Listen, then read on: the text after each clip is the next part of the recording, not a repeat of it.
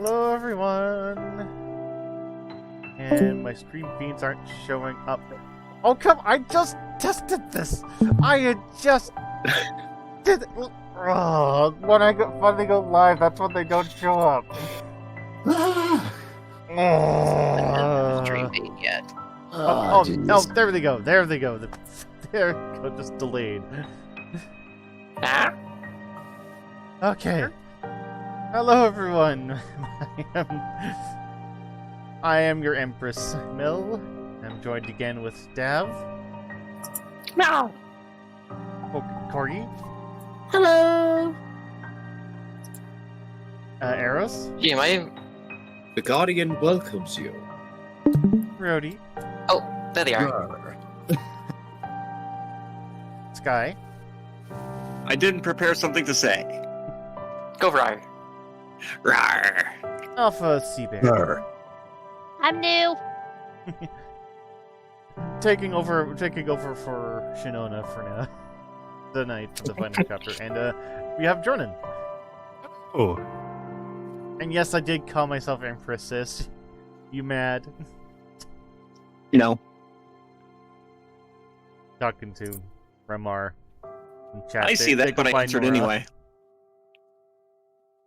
Question. Yes? Do I have to do push to talk or no? You don't have to do push to talk. You should be able to just talk. As a guest, you should have open mic. Just make sure that you mute yourself when you're not, when your character's not on, or when you're not trying to say something, just so that we don't have crosstalk. And yes, there is going to be high latency. I can't do anything about that because this is, since I'm streaming here and on Discord. So, yeah. You did the usual, Mel. You turned down the frame rate for us on Discord side, right? Yes. It still doesn't. It's still not going to change how crappy my latency is going to be. Okie doke. ISP is slowly getting worse. Let's date some dragons. Yes, as soon as it finally appears We still have to on, finish. as soon as it appears right. on We screen too. So we still have to finish Remy's, which means I still have to get my Remy voice back. Yeah. You're gonna throw me through a loop when I have to go back and forth between Remy and Laurel, you know? Or Lorem. You mean Blue Dav. Oh, now it shows It's up. Blue Dav.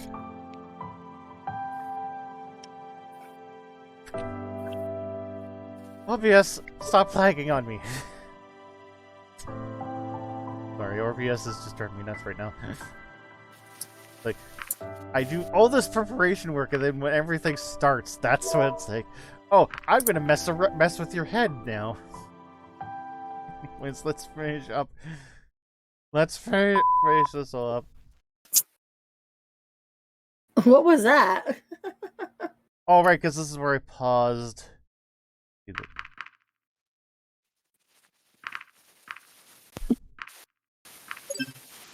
So this is the right loaded spot.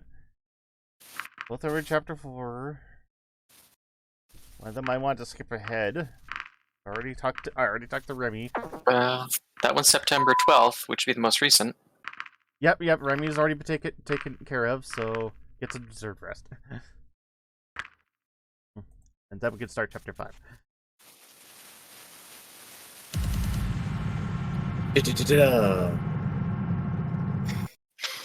And it crashed. What? It Oh, no. crashed. It crashed? Yes. Crashed? No. Oh, jeez. Ship. Oh, no. Why? Why tonight? Why is tonight the night? Close any non-essential software, I guess. Geez, the Mercury retrograde isn't for another 9 days. What the heck is going on? I forgot about that. I just realized I'm the only one who's not a string bean. Wait, no, I'm wrong. No, Dronon's not yet doesn't either. Well, we We don't can't. know what you'd get for Bean yet. We can't do his eyebrows justice. Okay. Who, what, where, and why?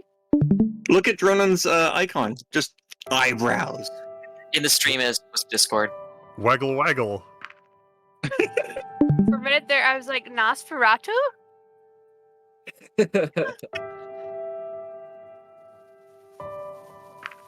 Okay. By the security. Okay, we're up and running again. I'm gonna change my profile picture real quick.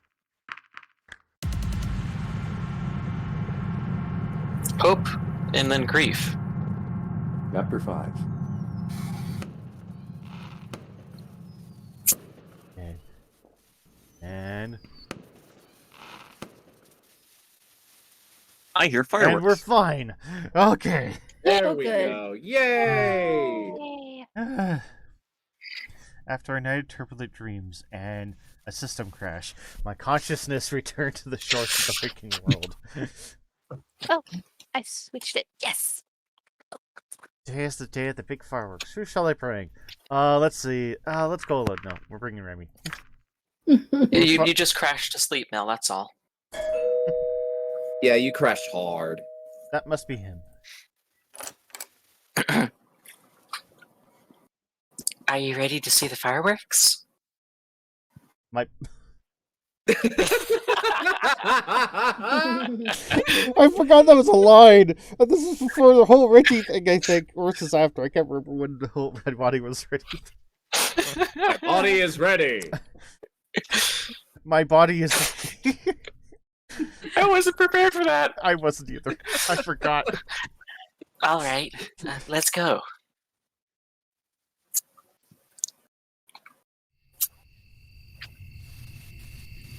After a few minutes of walking, we arrived at a rather empty-looking area near the edge of town. Looks desert to me. I thought everyone was everyone was watching the fireworks.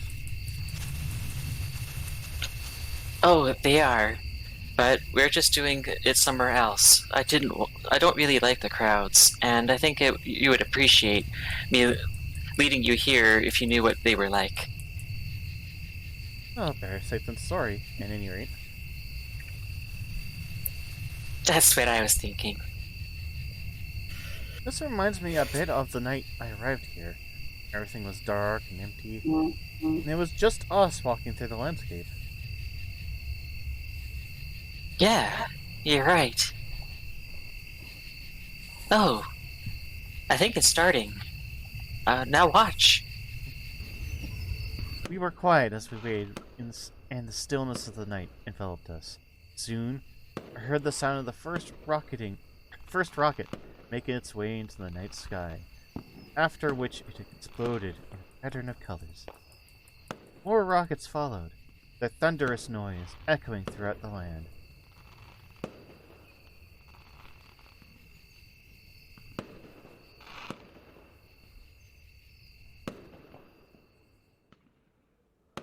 Suddenly, a terrible realization hit me. Considering how public of an event this was, and how I was told multiple times that everyone would be watching the fireworks, now would be the best time for Reza to do anything he planned to do.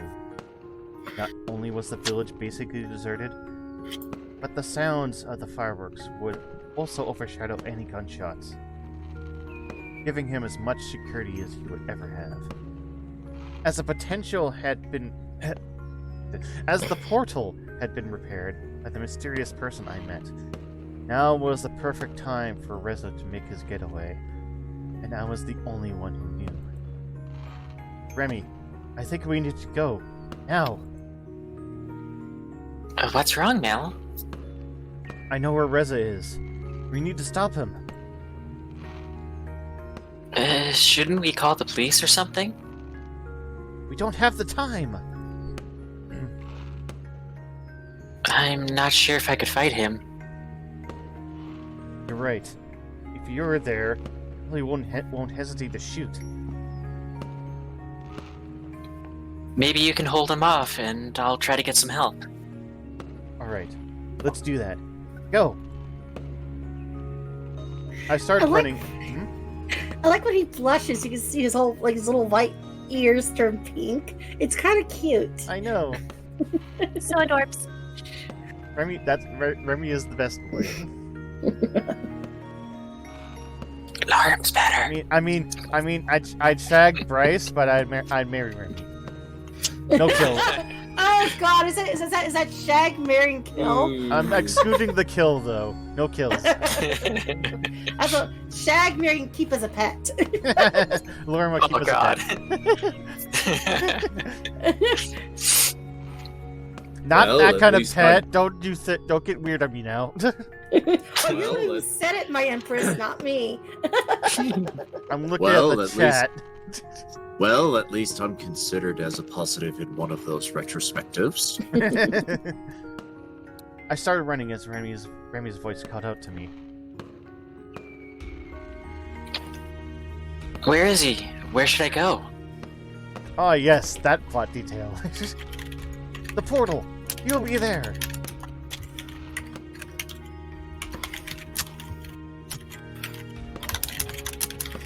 Well, I'm getting a Spyro type vibe. I arrived at the portal. It does look Spyro-y, doesn't it? I arrived at the portal just a few minutes later. I couldn't help but be glad that it was still turned on. It didn't appear to have been used recently, but it meant Reza was still here, somewhere.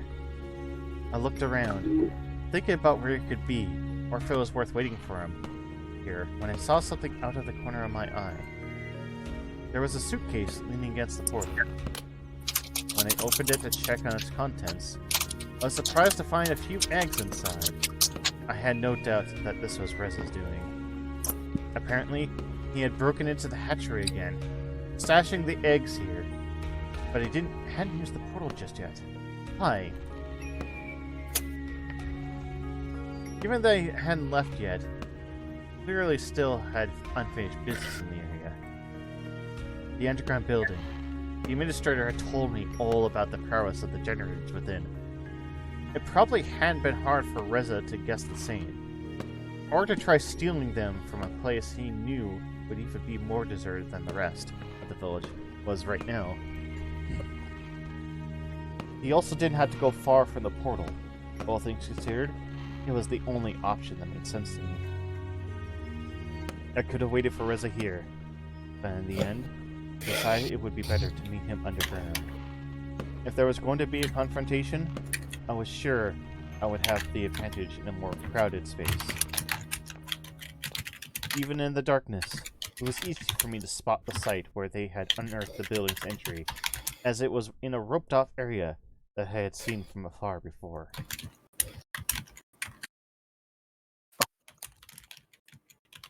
When I entered the building, I was met by a long, illuminated hallway that was lined with doors on both sides. Since the lights were already on, Reza had to be very close. I wasn't surprised at the building still having electricity, since its generators were also powering the portal. Suddenly, one of the doors opened, and out came Reza, carrying a large cardboard box. When he spotted me, he set it on the ground.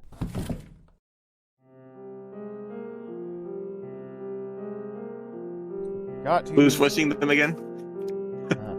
You? I think Sky you've was been- voicing. Yeah, Sky, you've been the longest Reza. Yeah. All right. Yeah. Sky Mel! I'll be Maverick. Mel, you're here. You don't know how glad I am to see you. I've wanted to talk with you for so long. I even tried to contact you, but I couldn't get with signaling you the whole time. But talking can wait. Now that you're here, we got everything. Come on, help me with this and let's get out of here. No. No? What are you talking about?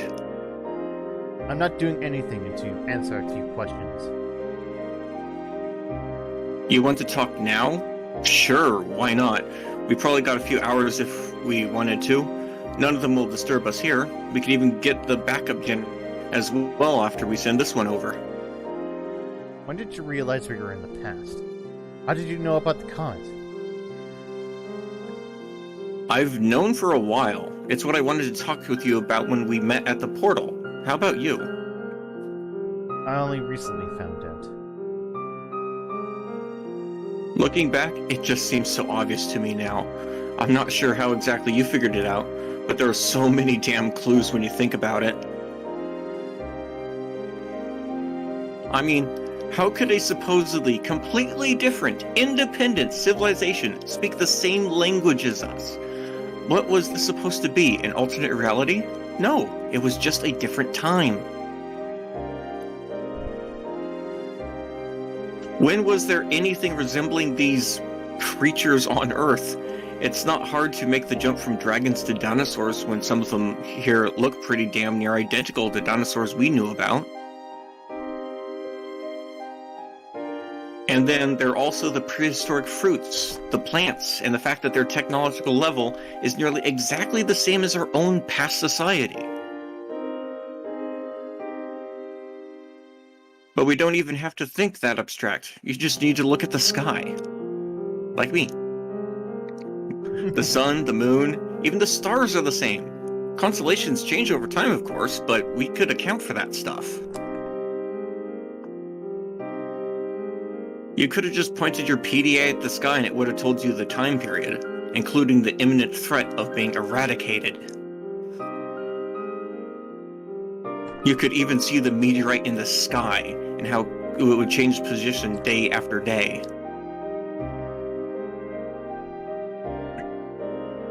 Are you done being condescending? I guess so. You killed those dragons, Reza.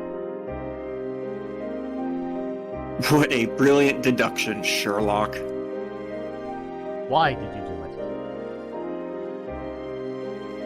it? Do you really need me to spell it out? I thought better of you. After I found out the truth about this place, I knew just waiting for the generators we were owed was not an option anymore. It would have taken who knows how long, but I didn't intend to stay a day longer than necessary. You wouldn't believe how hard it was for me to acquire some generators. Some of those dragons didn't go down easily. But who cares that they got back the generators I stole? With this one, we won't need any of the others. How can you do this? How could I do this? Let me ask you this. What harm is there really in taking their generators when their whole civilization will be gone in a few weeks anyway? The ones I killed just died a little earlier than scheduled. Even if that creep hadn't showed up and interrupted our meeting, we wouldn't have had the time for them to make the generators for us. How about we don't let them all die? They aren't going to be extinct anytime soon, if that's what you're concerned about. I paid the hatchery another visit before I came here. With the right persuasion, I think we will have plenty of reasons to keep at least some of them around. Bodyguards, border patrols, weapons, even as pets or companions, as long as we make the necessary changes. See, it's not as bad as you might think. I'm not just going to ban them like that. Only for their whole civilization to be wiped out. Get your priorities straight, Mel. Next, you'd rather starve because you suddenly empathize with a steak, and you're not satisfied with just starving by yourself. No, you're gonna let all of us starve because you want to impose your morals on everyone. Since when do you think that you have any say in this? You know why you're here. What you're proposing is treason, and you know the consequences. Personally, I don't mind if you want to stay here. You know, I don't care about corporal punishment. Just let me through, and you can do whatever you wish. I can't do that, Riza.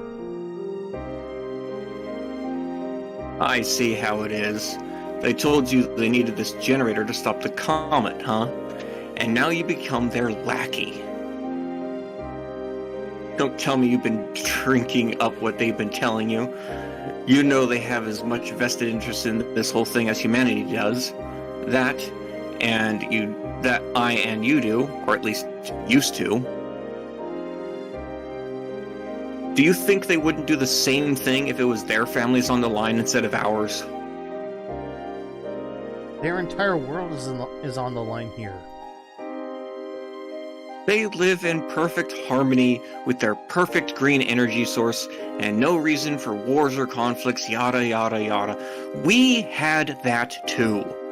And you know what happened then? Of course you do. This is such an idiotic trope, you know? Random person meets weird natives, learns their ways, and ends up saving them. What do they need you for, huh?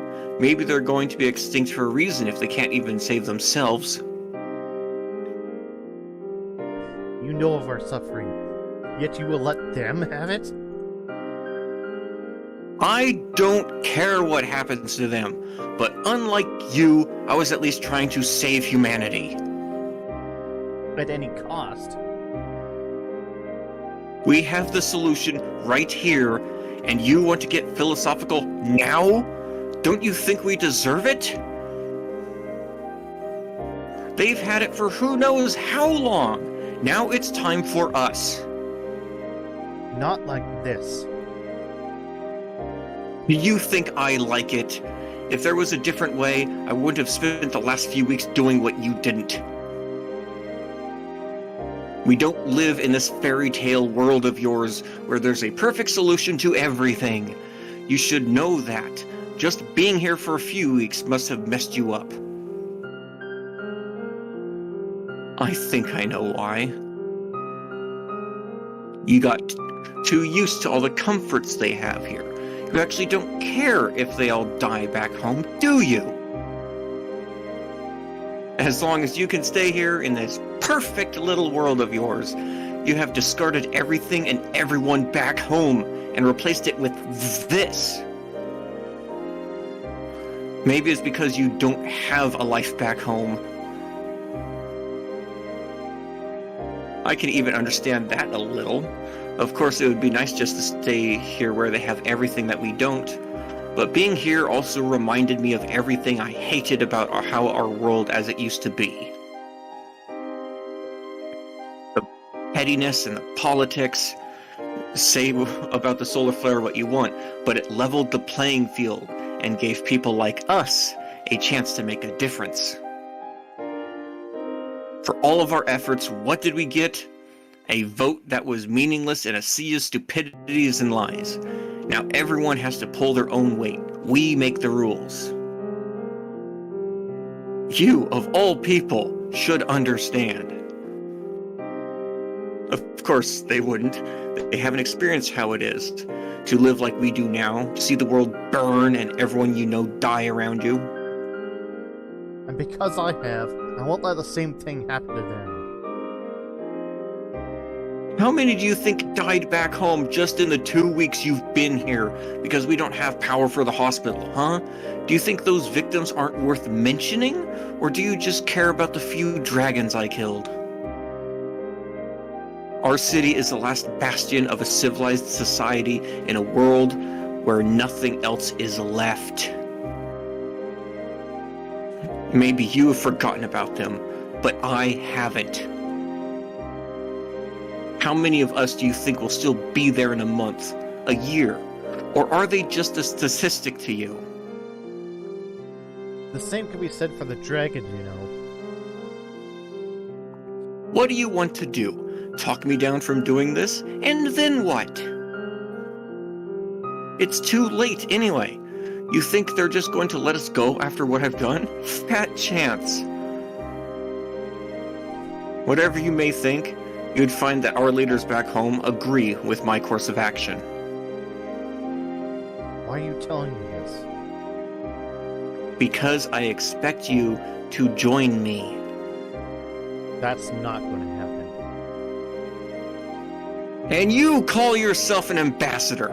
This generator is the only thing we need for our city to survive. How can you even argue about this? The dragons also need a generator, and I'll do what is necessary to stop you if I have to. So, that makes you judge, jury, and executioner. What a wonderful set of morals you have there, Mel. We only need to wait until the comet has passed safely. You think you can stop the comet, and all you need is this generator to do that? Sure, and if your plan fails, then not only is this world gone, but we also lose any and all hope to save our own. We are so close now, we can't risk anything by waiting for your crazy plan when back home they're dying by the minute. I will not let you. You only want to save your own two-faced hide, because you don't want to face the consequences of what you did.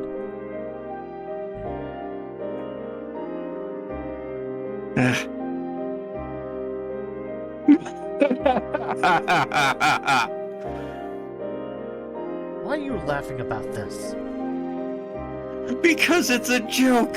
It must be. I'm the one with the gun. And you thought you could just waltz in here and lecture me? Listening to you was fun and all, but the grown-ups must get back to work now. I mean, what are you gonna do? You can't stop me now anyway. Maybe I can. Suddenly, Maverick and Remy appeared next to me. You planned this, didn't you, Mel? Traitor! And to think I'd let you distract me with such cheap trick, just because I thought there was still a shred of humanity within you.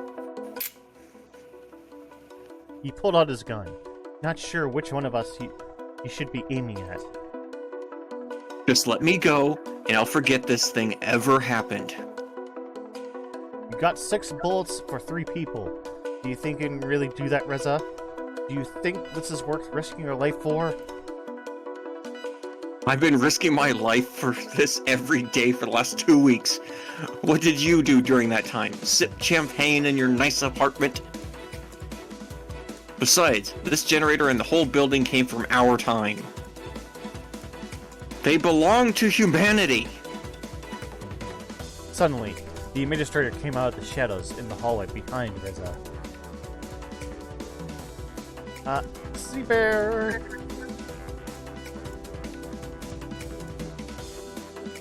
You there? Oh, they're muted. I'm the administrator? I thought it was Anna. You're an administrator. Well, We'll probably do both for now. yeah. Hold on. Administrator is very authoritative. No, they belong to me! Confused, Reza spun around, aiming his gun at the newcomer, who was slowly walking toward him. Who the fuck are you? Freeze! I said freeze! Want to waste your bullets on me? Feel free! You can't stop all of us! If you say so. He pulled the trigger, and the administrator fell to the ground with a dull thud that knocked her mask off.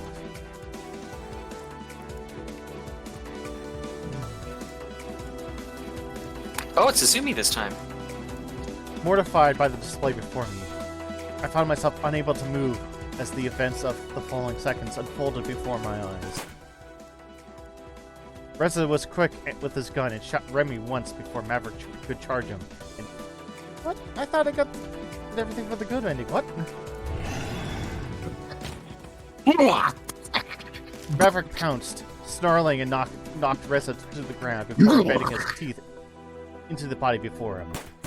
Despite his thrashing and screaming, Reza managed to find his target and pulled the trigger twice. Immediately, the jaws dislodged. Reza pulled himself a few feet away while Maverick's body convulsed uncontrollably. Holding his bleeding wound and breathing heavily, Reza looked at me. You're not going to help me, are you? Then it's futile. He raised his gun, aiming at me while I regained my composure and tried to run. A single gunshot resounded through the hallway, and as soon as I heard it, a sharp pain shot through my back. I fell to the ground immediately. He continued pulling the trigger, but no more bullets came.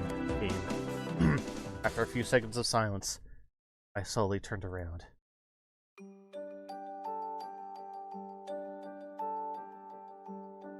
Reza was leaning against the wall, his head slumped forward lifelessly.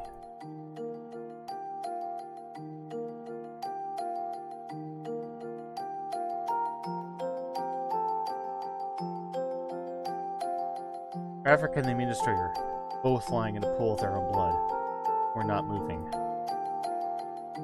I crawled over to Remy and was glad to hear him breathing. He had been hit in the side, and I saw blood trickling from the wound onto the ground below him. He raised his head, looking at me with an expression of pain. You're wounded. So are you. Stop the bleeding. I put some pressure on his wound, momentarily halting the blood that was trickling down his body. Can you do this? Let me try. He felt around his side, trying to get the right grip before he applied pressure on his own. I let go, and after a bit of adjustment, Remy could stop the bleeding on his own for now. I took off my shirt and briefly considered whether I'd be able to use it to dress Remy's wound. I soon realized it was not long enough to wrap around him properly. Besides, if he couldn't walk for now, it would not make a difference anyway, and he would have to stay here while he held his wound shut. Instead, I used the shirt to curb my own bleeding, folding it and wrapping it around my abdomen tightly. Look, Reza's gone. And that other person. Remy was right. Both Reza and the administrator were gone. You have to go. Go stop Reza. I need to find you some help first. I can't just leave you like this.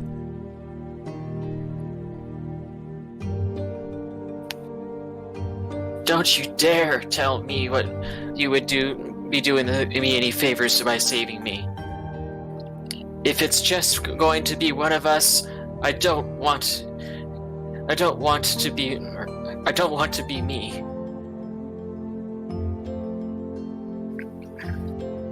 You don't know how it is to live every day as I have. Always wondering if the pain will ever stop or if things will ever change again. And when they finally do, you came along and tell me this? Don't do that to me.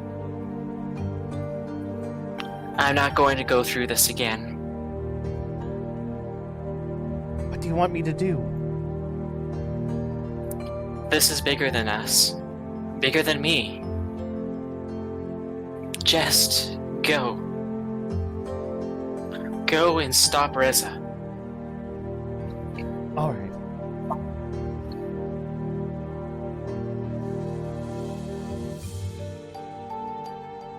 I hobbled to my feet and made my way back outside. In the distance, near the portal, I saw Reza and something that was standing between them. As it drew nearer, I recognized it as Vera who was growling at him. Reza aimed a kick at her, only to lose his balance and fall when she bit and held onto his shin. I thought that it said that Reza's head was hanging lifelessly. He probably made it look like he was dead. Oh, and then ran off, huh? And also the administrator ran off too. After he fought her off with a few kicks, his hand dove into his pocket to grab a few bullets, which he proceeded to load into his revolver. I went as fast as I could, but with my injuries, I had no chance to stop him as he aimed at Vera.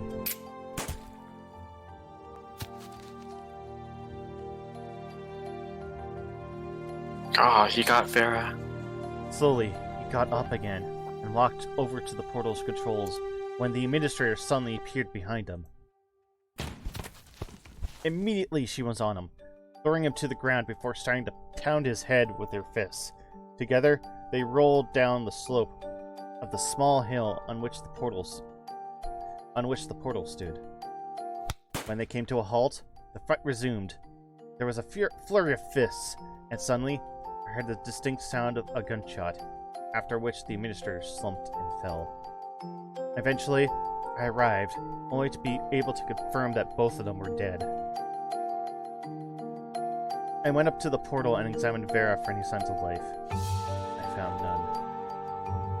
When I looked up again, I I saw Remy look at me with a pained expression.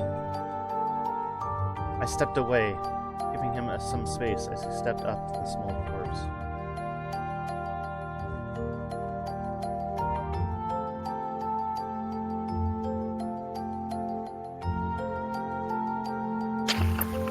Are you looking for me? Did you sneak out again? Poor girl. He enveloped her as his tears started raining down on the small one.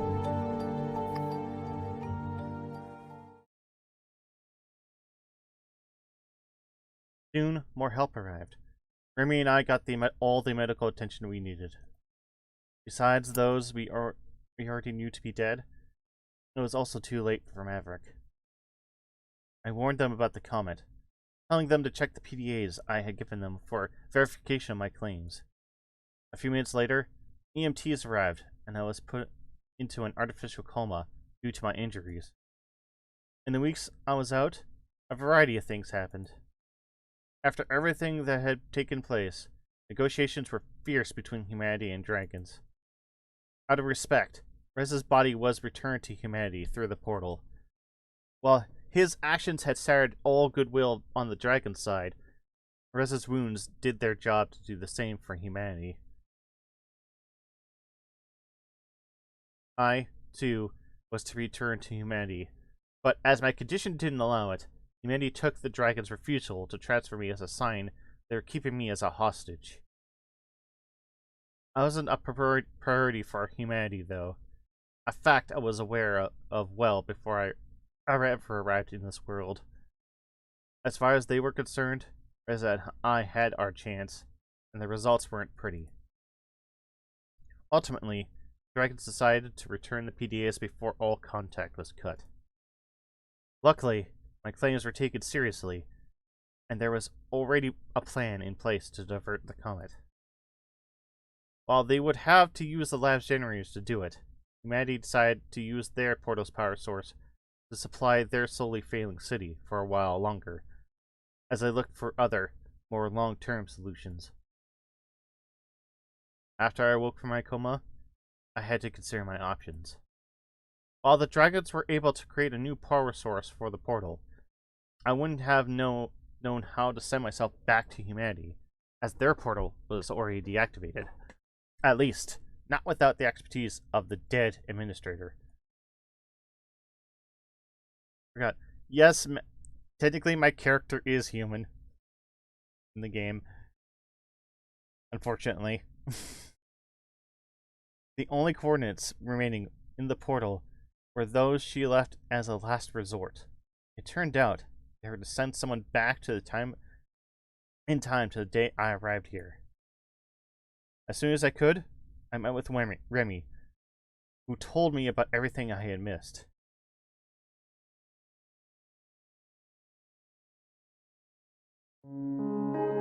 So, the comet has been diverted, and you replaced the power source for the portal. I guess I must have been gone for a long time. A few weeks, yeah. What will you do now? I could use the portal to return to the day of my arrival. After all, I came here to save our dying city, which is something I failed to do. But you saved us. That is true. But I can't help but thinking that there could have been a diplomatic solution.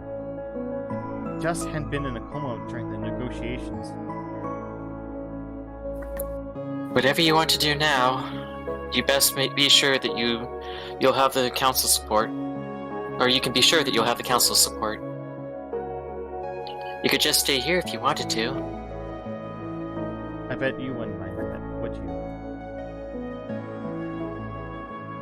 You know how I am. Humans just fascinate me. This isn't about me, though. Of course, I would love it if you stayed with us, but I know that there are many other factors at play here, and that won't be an easy decision for you to make. Don't let me stop you from going back if that's what you want to do. I'll be fine. Are you sure about that? Yes.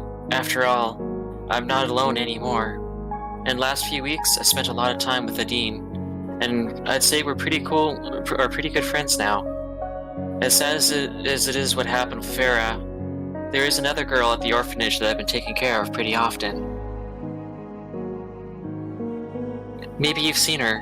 Her name's Emily, and she's the sweetest little girl. Besides, if you end up going back in time, I'll see you again.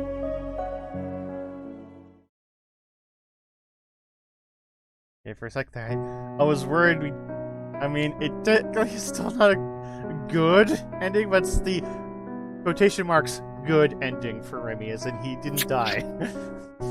Better than worst. Poor Vera. Vera doesn't even have a single line. Is Vera semi-feral? She's just a little girl.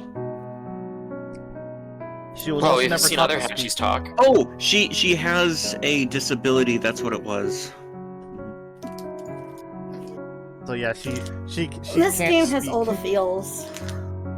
Yes, it does. Well, the good news is we get to have the good ending now. Also, that mummy dragon, she's so beautiful. Well, we get to have the true ending. Oh my It's goodness. And this I'll just say right now, it's bittersweet. aren't all these endings Understand mostly the feel. bittersweet? All except for the final one are not enjoyable. I just realized something. Remy did the whole Jack pose or Jack pose style. His tail's Look not at up though. His tail's Oh, not up that's though. his That's tail. not. Yeah, His tail's not raised. his tail has to Still. raise the presenting ways for it to be a Jacko pose. I mean, I have to say this game was way before there was a Jacko pose, and he did it first. You heard it here. Oh, Right. he actually has a picture where his tie's tidy. No, Well, that's I was gonna I ask like the how. Goldkin's name is like the main sponsor every time. It's like, yeah, Goldkin! Wait, isn't that your friend? Yes. Yes, it is. Anyways, what were you to say, Sky? How was my delivery with Reza? Because I put a lot more feeling into that one. It's gotten better. It's definitely Way better. Yes. Your microphone did cut off a couple words, which was annoying. I don't know if that was my end or Now that was Discord. everybody. And Yeah, it was Draco's Discord, I thought here. Hey, Draco. Hi. Dracos! about this. Well, tonight's the last Thanks night, for editing. and we have the whole crew here. We're gonna have a cast party. Yeah, It's we gonna got be the whole sick. crew. Yeah, And a new person. you Hi did there. make it in time, Draco. We just finished Remy's ending. This is now going to be the true ending. So you made it just in time for the true ending. Though we do have an option to do one quick side thing. Ooh. Uh-oh. Oh. There is Is still it one gonna be a optional. finale? There is still Hello?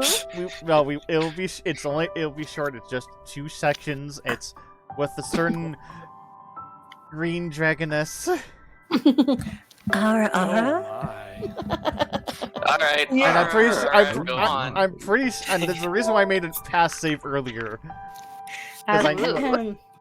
Alright, Mel, let's go for it. I know Corgi is gonna enjoy the actual scene with her, the actual far, Mel. dates with her. She's a Karen.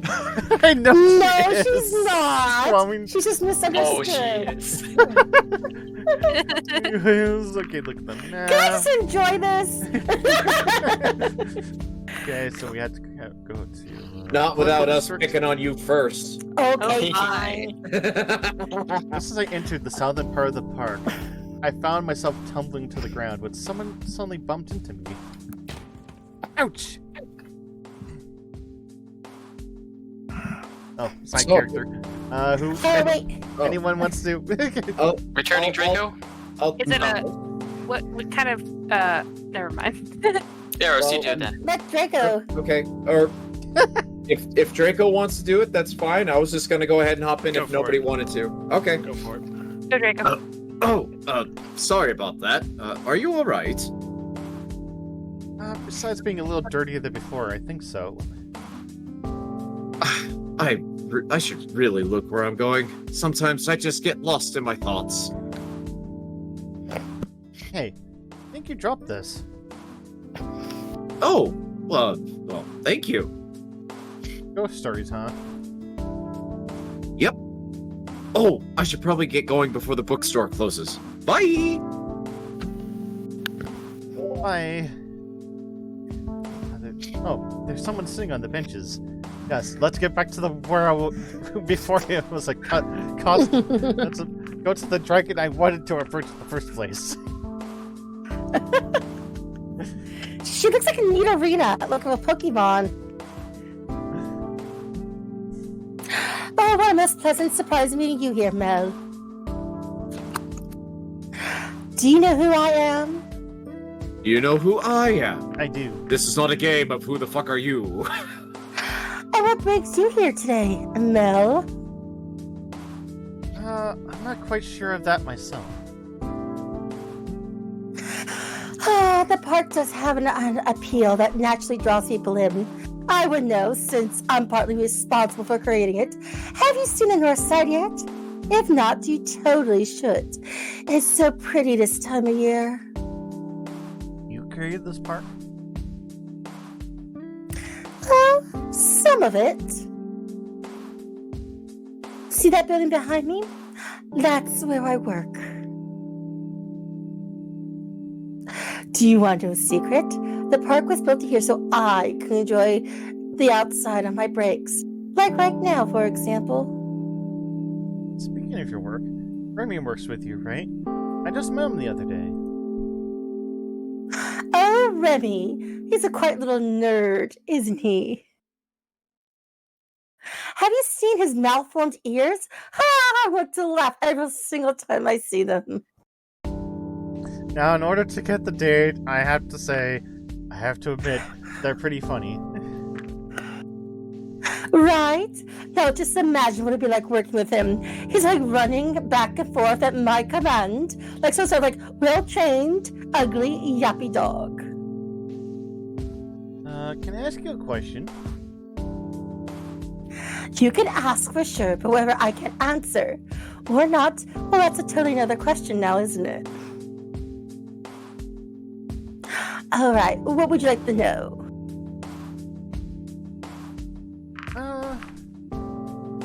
Ask about my visits.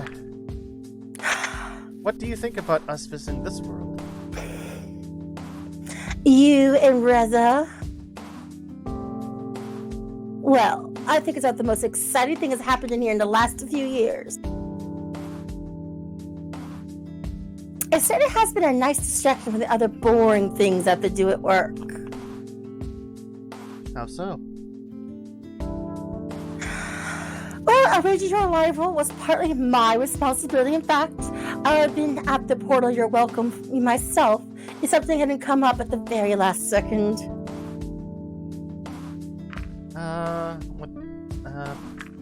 Can you tell me more about your job? I could, but I think overall it's a very boring affair. It involves a lot of reading and talking and approving or rejecting forms and projects. Now it has its perks, but in some ways I'll be certain to be happy when my term is over. If you've been minister once, that's something people will remember you for. Even if those times are long past, no one can ever take that away from you again. You mentioned your term ending. What does that work? We, the ministers, serve our team, and someone else takes our place. Only one minister changes at a time, though. Technically speaking, any person can become a minister, though there are certain standards and requirements that must be met in order to apply for office. I don't want to bore you with the details, but that would be too a long and tedious affair. And just to make sure I can guarantee things, can you tell me more about Tattoo Park? Well, I'm not too sure there's much to say about it. It just opened recently. Like the initial request for some more open spaces, like a dedicated place for people to gather and such. Now, if you read the plaque, you know the park was dedicated to a so-called creator. I say a creator that way because that word is a bit of a misdemeanor. But I suppose people still use it regardless. Oh, that's all. I suppose I should be getting back to work anyway. Well, thank you for this most pleasant conversation, Mel. You know, if you want to continue talking at a later time, you should have no difficulty contacting me. I'll keep that in mind. Oh my. And there we go. We have our means to talk to her. So I'm just gonna skip ahead as cool. Yes, I'm gonna skip to the character creation. Character selection, not character creation. What this? Yes. So this is how Mel creates the gold dragon as character. Zip, zip, zip, zip. And Dronon didn't get his chance to go. Alright, let's meet with Emira. Alright, this should be the right place. Come in. Well, here goes nothing.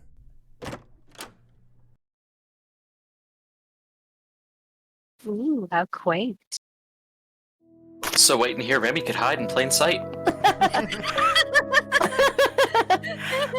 Oh, what a pleasant surprise. I didn't expect you to take up my offer.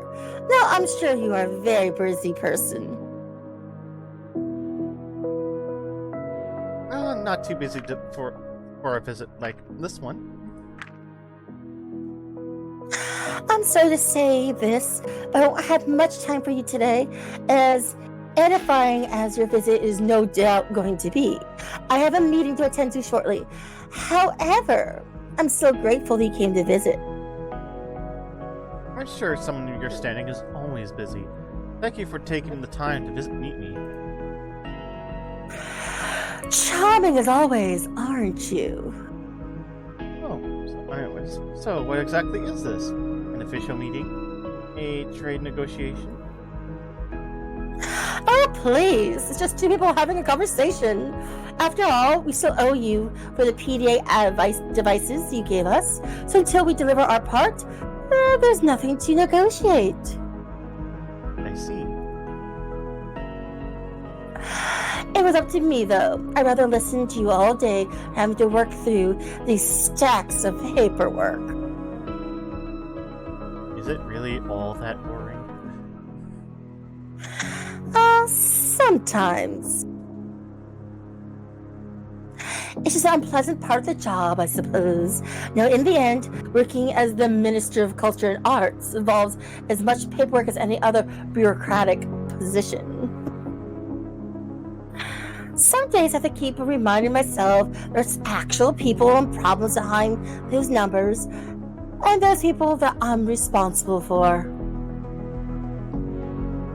One mistake, and those people turn against you faster than something that is very well, fast. That's why I prefer to go where the people are rather than being stuck back here. It makes things much more clearer than the abstraction of words and numbers. Is that what this is for you? A game or a popularity contest? I may use the law, Mel, but I don't break it. As much as I may dislike it, a game is certainly what it is. When I came into your office, it didn't take long for me to realize you can't win if you don't play.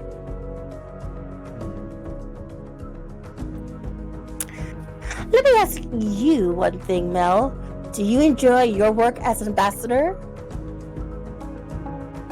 I'm going to double check my answer. I had to reload Chrome again. I didn't have it memorized. Oh, checking the hint guide, huh? Yes. Well, work doesn't have to be enjoyable.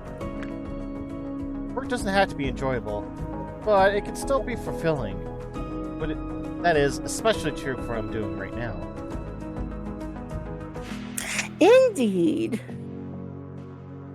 That doesn't sound like you enjoy your job very much, though. Well, look at it this way. Just one term having been on the council, and I left my mark.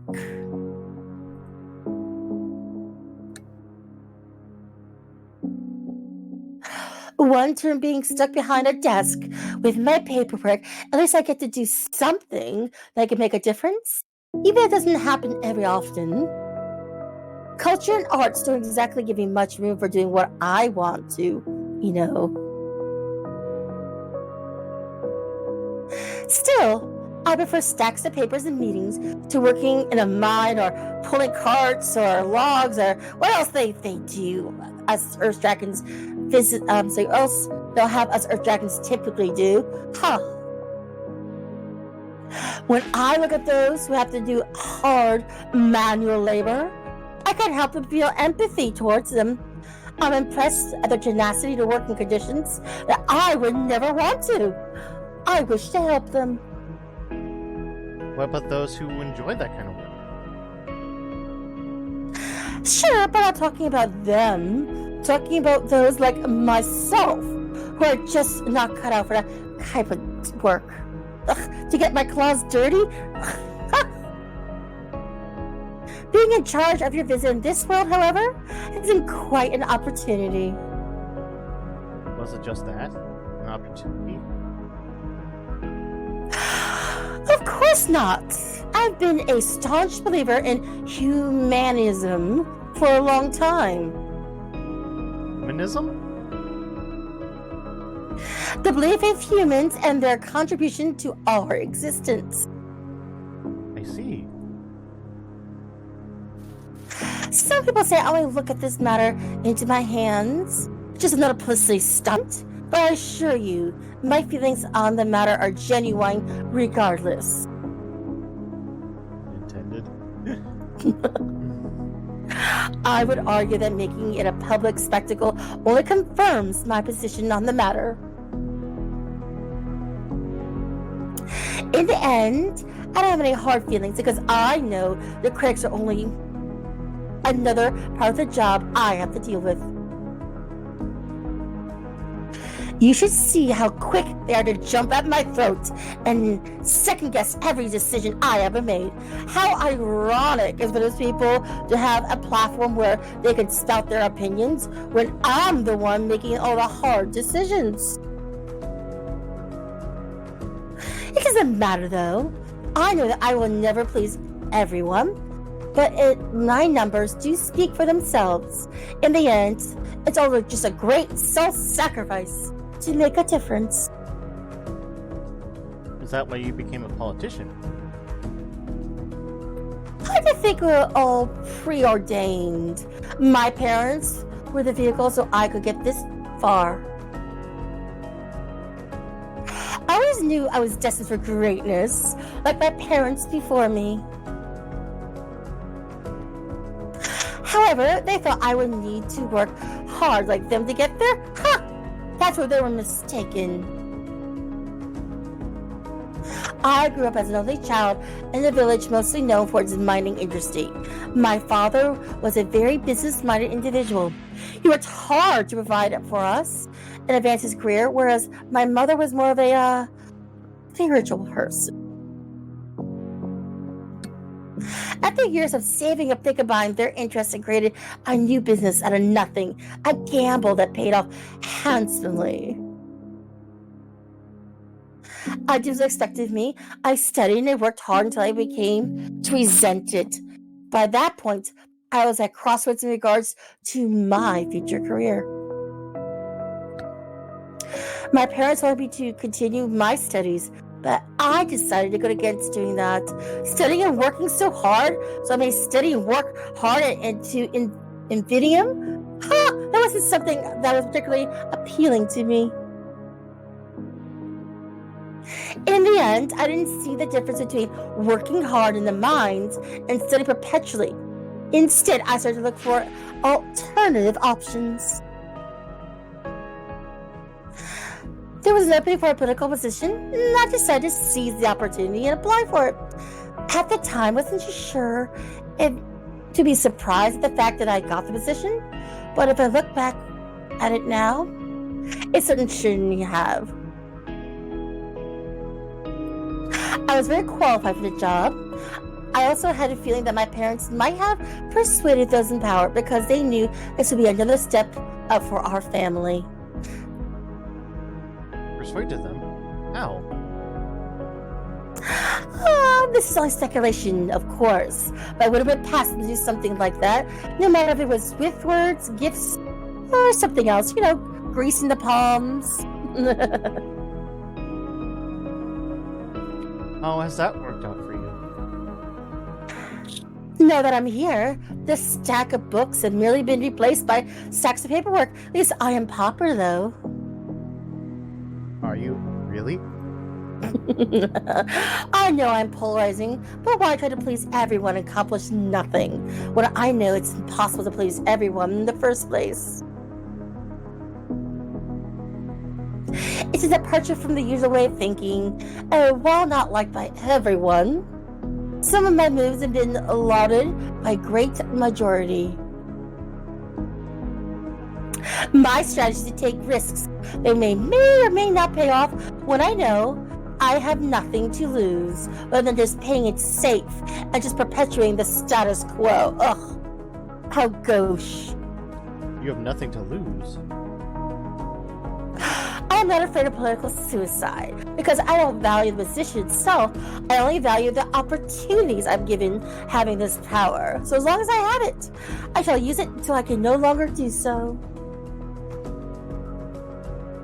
My approach has been called daring or brave as much as it's been... Oh, your thing is blocking my words. Oh. Your pop-ups. There we go. I didn't realize it would catch. Yeah, my approach has been called daring or brave as much as been derided by others that don't like what I'm doing.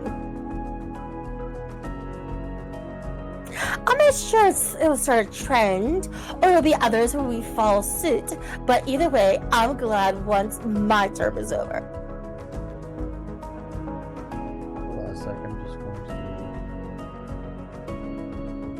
going to get some more pop-ups happen. What are you going to do? Sorry. What are you going to do then? People who have been on the council usually don't have trouble finding a job to their liking, but I wouldn't need to do that. I'm settled for life, my dear. I would retire now if I wanted to. Retire? Is that what would you Is that what would you like to do? I already feel like I have left my mark and seen everything there is to see in the political landscape. So once it's over, I'll settle down for good and, I don't know, start a family. Really? I'm an only child. My parents want me to make them some grandchildren and to continue the lineage. So all responsibility rests on me now, and I have proven my worth. And is that what you like to do as well? In this case, I have to agree with them. Frankly, I'm tired of all the work, so more than ever before. Besides, to be ashamed to let everything they built go to waste, don't you think? What is that supposed to mean? I'm talking about a family fortune, of course. I don't want my family fortune to be without, a family. I see. The funny thing is, they were never like this when I was growing up. It was like after they made it big, they started getting all self-important about it. Illusions of grandeur included. Now I'm getting a little bit older. I'm sad to say now I'm exactly, getting easier. Probably would have better chances if I started a family first and try to have a career afterwards. Why is that? Being known like I am as may be popular, but it's making things complicated on the relationship front. You know what I mean? On one claw, there's that immediately disregard me due to my public image or my politics, but on the other, those of us are only interested in me because of me being well known. In a way, I'm getting evaluated before I even have the chance getting to know someone, or before they have to know the person behind the politics. No, that hot bee cake sliced rice there. Trading one word for another hard. No matter if it's positive and negative, these snap sessions are create a sort of part of relationship that I have no input on. It causes them to have certain expectations or opinions about me. Whew. I suppose you can't change someone's mind if they have already made it up. Oh, you can. It's such an easy thing to do. Not that dating is already complicated as it is.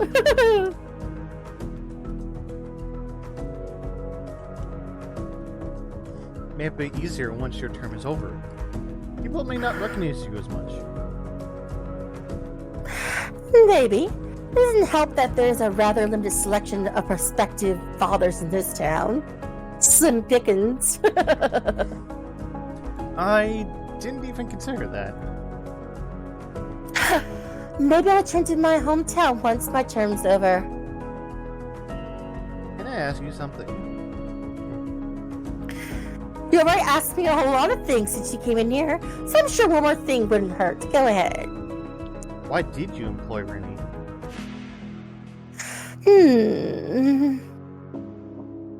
You see, politics is a rather unusual field here, as a pursuit that mostly requires intellectual ability is very open to members of any and every species who wishes to apply to such an office. However, the council members themselves are responsible for the workers they employ to help with their office duties. And that is an area where certain standards and prejudices already start to seep in. The council members either employ members of their own species, or they pick members of a species that is stereotypically used in that area. Shortly after I came into office, I was faced with the question of who to employ to take care of the archives. I didn't really know of a suitable candidate I wished to employ off the top of my head, so I had to make do with the applicants I received. There were numerous. Among them was a number of hopefuls from my hometown who now banked on the idea that I would employ someone I already knew from my own species. I could have hired any one of them, but I realized in this decision, my first in office though, would really have to be under lots of scrutiny. It certainly would have been very unusual to hire an Earth Dragon to take care of the archives, but I was sure it would have been looked at as from a certain angle with a certain bias.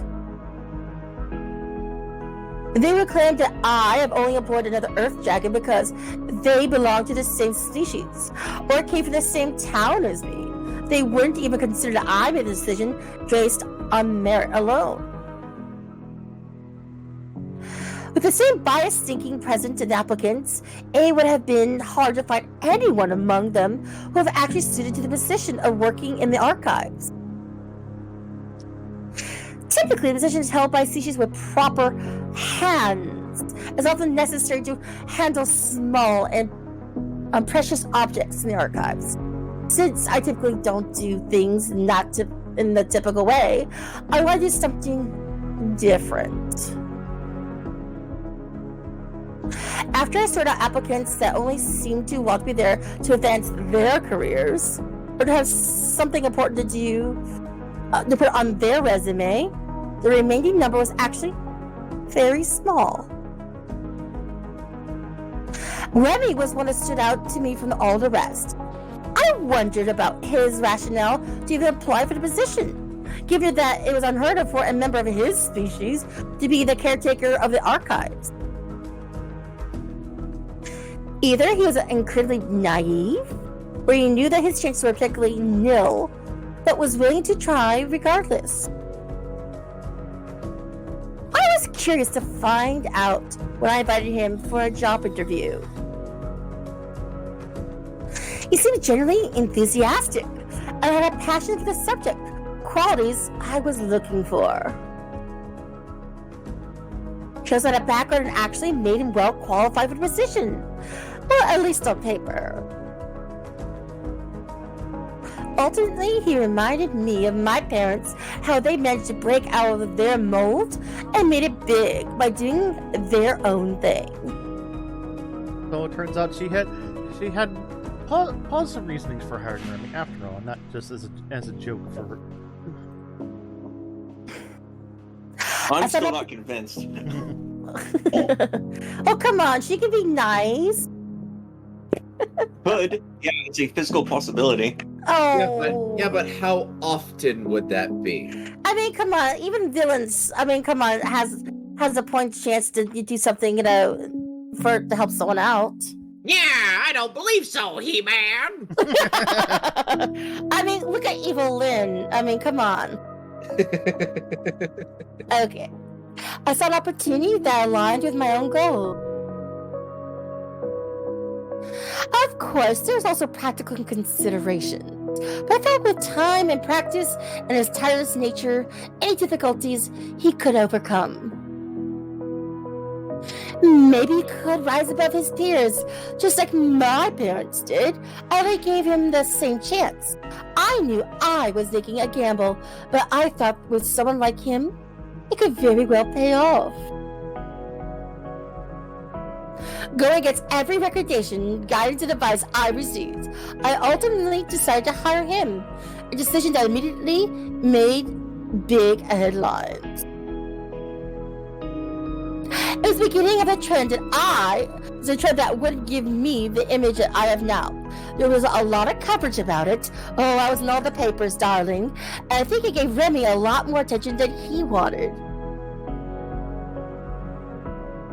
This had been a good thing if he did his job well, but this didn't turn out to be the case. The first time he messed up, I made a joke about it and told him this happens to everyone a few times. It only has stayed off. It only has stayed off just a few times. Soon enough, my decision had more headlines from my cynical critics, who lambasted me, citing his shortcomings as evidence. Ugh. Of course, I couldn't go easy on him during that time. He wanted the job, so I held him up to the standards of the job. If I treated him any differently, it would have only gotten worse. Might have to work twice as hard, but if he can't do the job, maybe he's not cut out for it. But if he can, he'll have proven his worth to the whole town. I heard that isn't working out so well for him. Tell me about it. It's one of my few decisions I haven't ended up working in my favor, even though many people were all for it when it was initially announced. Why don't you just replace him? That wouldn't be such a good idea. For one, it would only prove the people right who doubt that I made the right choice. And secondly, it would only draw attention to the whole issue all over again. That is unfortunate. Luckily, I made enough headlines these days for it to not to matter much anymore. Oh, I'm going to be late for my meeting if I don't hurry up. Would you mind helping me with this? Orange shine? What's that? Just some color for my horns. You're painting them? What for? As a public outing, are you telling me you don't do things that make yourself look more different? Well, we do. I just didn't expect your horns would be one of those things. I see. Well, the brush is over there, so go get it and get going. Alright. I walked over to her table where I saw the brush among a number of other tools I couldn't quite place a few stacks of papers. She really had been exaggerating when she had mentioned her workload. Anything I need to know before I start? Not really. You know how a brush works, don't you? Sure do. Just so you know, I blame you in front of the whole council if you mess it up. Of course. I removed the cork from the glass bottle that was filled with a red, somewhat viscous liquid. After dipping the brush into it, I started painting her horn a bright red. It only took a few applications for the horn to be covered completely. Is that good? Oh, we're not done yet. Don't forget my elbow and those on my neck. Alright. Here, that should do it. Oh, let me take a look. She walked up to a mirror and turned her head a few times so she could see herself from every angle. Not too shabby, Mel. Maybe you would make a good assistant. For you, anytime. Oh, wouldn't that be nice? Anyway, how's it look? What do you think about the color? Where is it? It contrasts nicely with your natural color. Oh, that's good to know. You know what? All that sitting around is making my back so horribly stiff. Would you mind giving me a massage? I could certainly use one right now. And this is the Bryce trap. Don't fall for it. She tried doing it with me. Not at all. Hush, the peanut gallery. Oh, you're a real lifesaver, Mel. And here we go, we're giving her a back massage. I know it's a strange request, but having to sit in this office for hours on end and working through all these papers, it takes a toll on the body. Your hands are gonna get so hurt on that armor. You know, my kind tends to get very physical.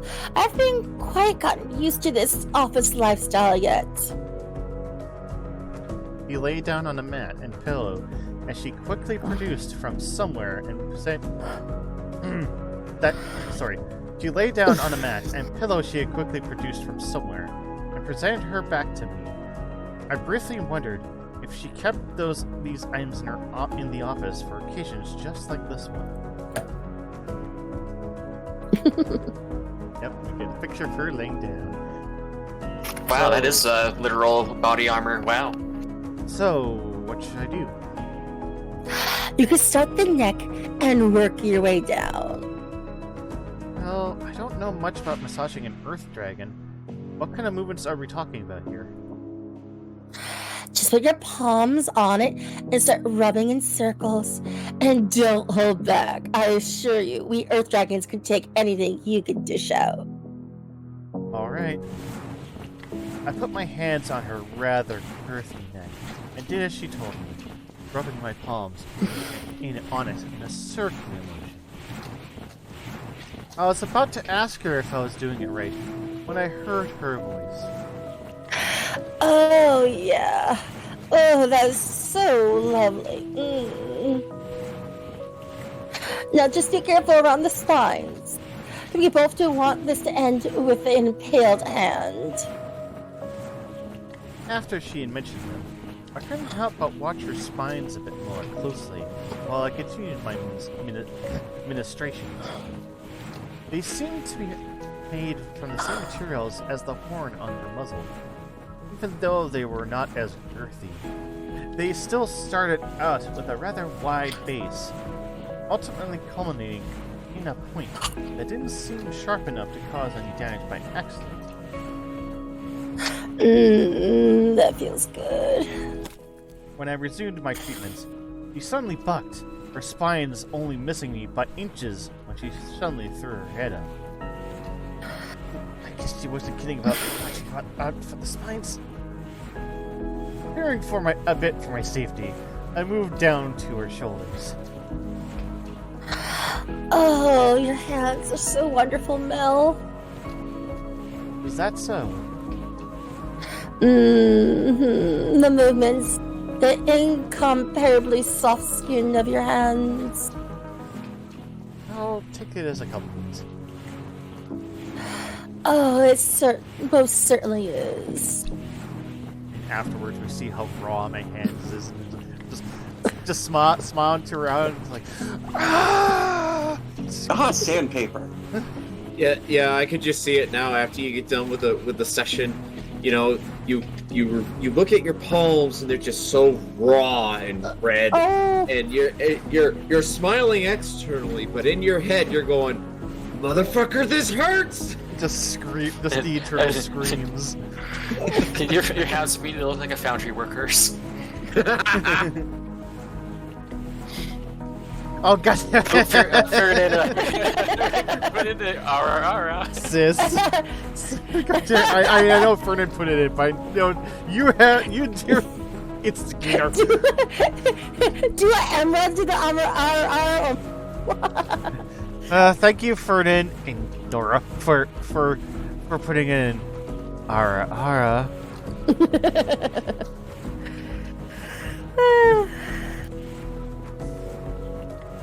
I move further down her back, noticing the increased roughness and armor that covered her there. Don't hold back now, Mel. Put your strength into it, or I won't even feel a thing. Following her guidance, I increase the pressure from my palms more and more. Harder! I gave it everything I could, and as I kept going at her, I noticed the muscles beneath her armor softening most noticeably. Oh, you know how to please Mel, don't you? Dear God, I'm thinking the entire time through this what Bryce is going through. Apparently I do. Silent internal screaming.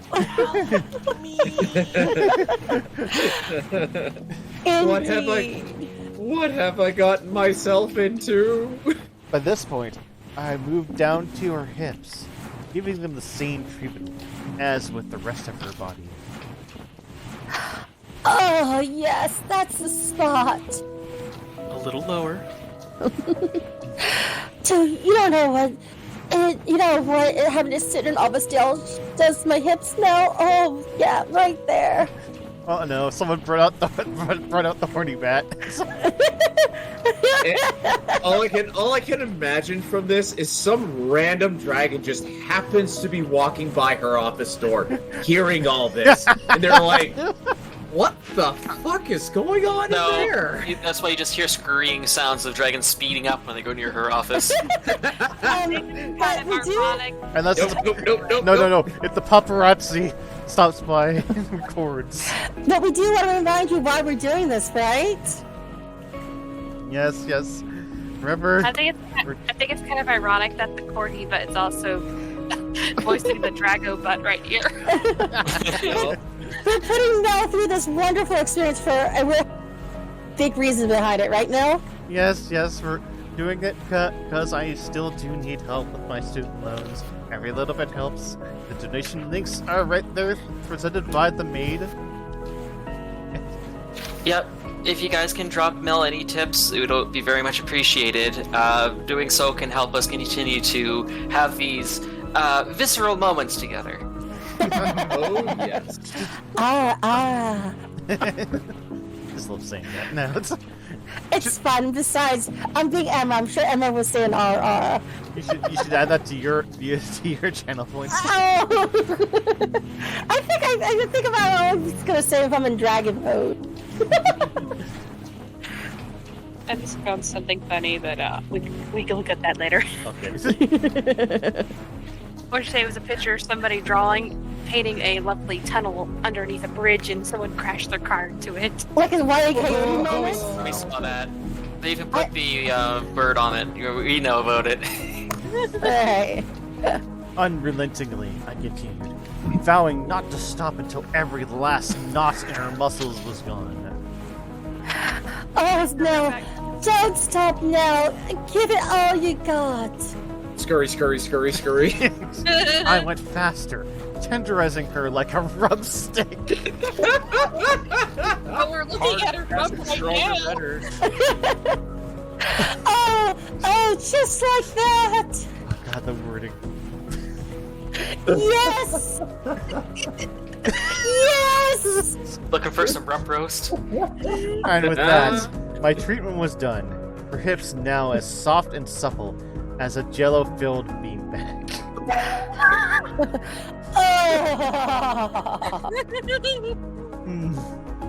My thighs are tummy thick. Oh!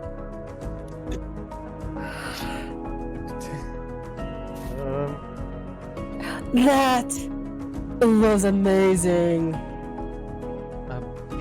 Thank you. If you're open to a massage parlor here, you have no shortage of customers, Mel. Oh, that was heavenly. Is that so? Your hands are truly magical, Mel. They're a gift. Don't waste it, my dear. Just think of it as really heavy Keep that in petting. mind. Aru. Anyways, I should head off to my meeting. I'm sure you'll have place to go, Mel. Ta-ta. Maybe I'll see you again. Oh, I'm sure of it. Wink. You should Just bring get the the rump camera. roast. Good job. My hands! Okay, that was fun. That was really well done. Fantastic job, Coco. Fantastic. Yes. Oh, you're welcome. Okay, now I'll get back to the menu. Yes, someone Oh, to what return to the about menu. Flip Is that all that's that. with her? There's no other interactions because of that? Yep. And there she is, right there in the corner. Now I got. I can I only. Oh, go ahead. Sorry. I'm so sorry, but I can't. I keep imagining this one image in my mind right now from a TV show called Whose Line Is It Anyway? And I hear in the back of my head, I'm hearing Wayne Brady go, "Would you like the rump roast?"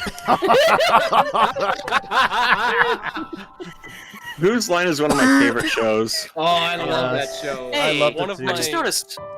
Why isn't Vera showing on this screen? We saved Vera.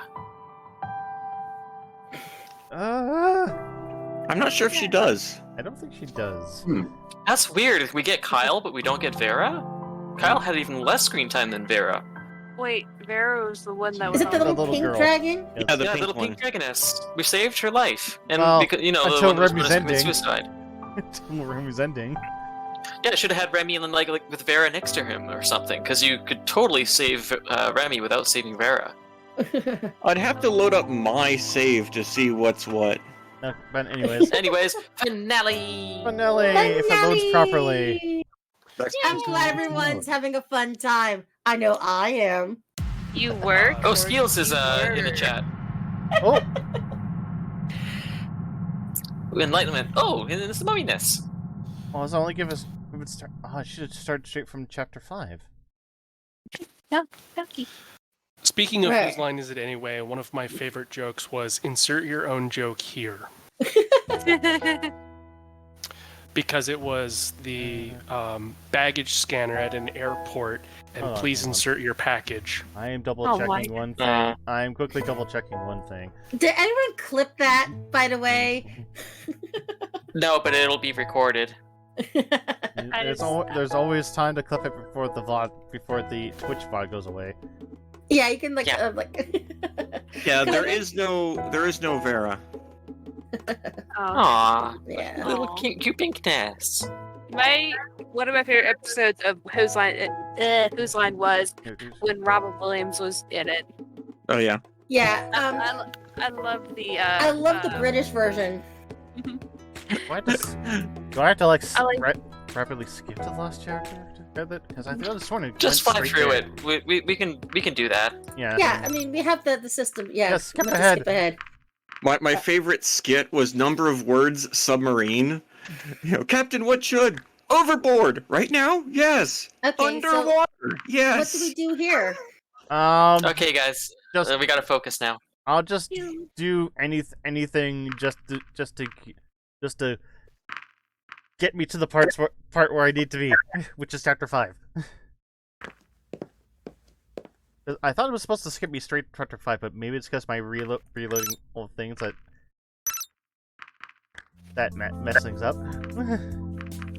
I have a guess. That's rather that screw things up just in case. Remy Whiplash. Just a kiss. I'm whiplashing through everything. Oh my goodness. Look out, she installed a faster than light drive. We're going plaid. Pinkness.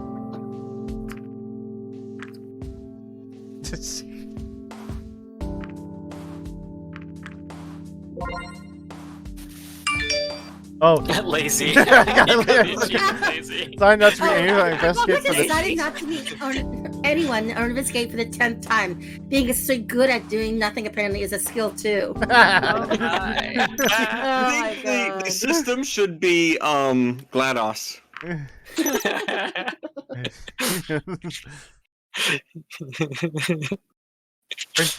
the system had to take a shot at Mel on the way by. Yeah. No, you said. I'm just fast forwarding with Best Boy Remy for just thinking. Yes, I will skip ahead. Just fast FTL all the way. Engage. I believe I just saw a golden blur. Wow. Even now you're getting it. Oh my you god. did a thing, achievement unlocked. Don't look at me, I'm just the messenger. Wow. Did a Even the thing. system's getting a little snarky. What was the achievement?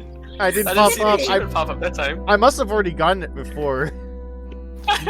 Well, no, it was Speed probably demon, probably. it was probably a secret achievement. You could hit Shift Tab on and use the Steam overlay. My back. No, but she already was awarded it on a previous playthrough. She said. I can't shift tab in window mode here apparently. Oh, well. It's okay. So where do you need to go next? That's well, we got to vision one of them. Well, there went Lorm in the blink of an eye. I can't fully skip because of the first time meeting Anna. Does that mean? Oh, No. maybe not. I'm just skipping ahead.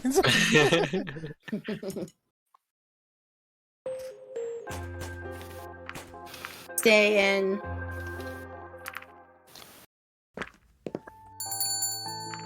Oh. Let's. Oh my you saved Farah's life at least. Yeah.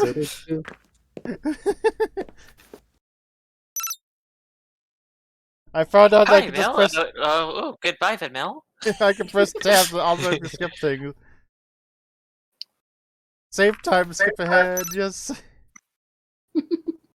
I just remembered I could just press tab to auto The skip. achievement's literally called "You Did a Thing." Look, his ears wiggle. Look at his Pink white, pink white, pink white, pink white. Wiggle, wiggle, wiggle, wiggle, wiggle. Wiggle, wiggle, wiggle, wiggle. Wiggle, wiggle, wiggle. Wiggle, wiggle, wiggle, wiggle, wiggle, wiggle, if you know what I mean. Wait. Wink, wink, nudge, nudge. Oh Sure, my! sure. What's it like? I'm just trying to make sure I get the Enlightenment. It's the mumminess again. Enlightenment.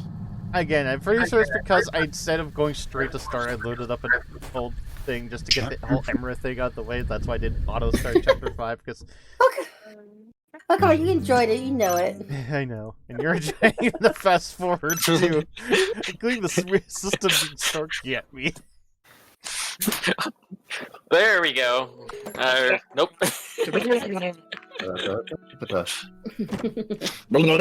the grand finale. This is all from the marbles, everybody. Oh god, even that sound just came in.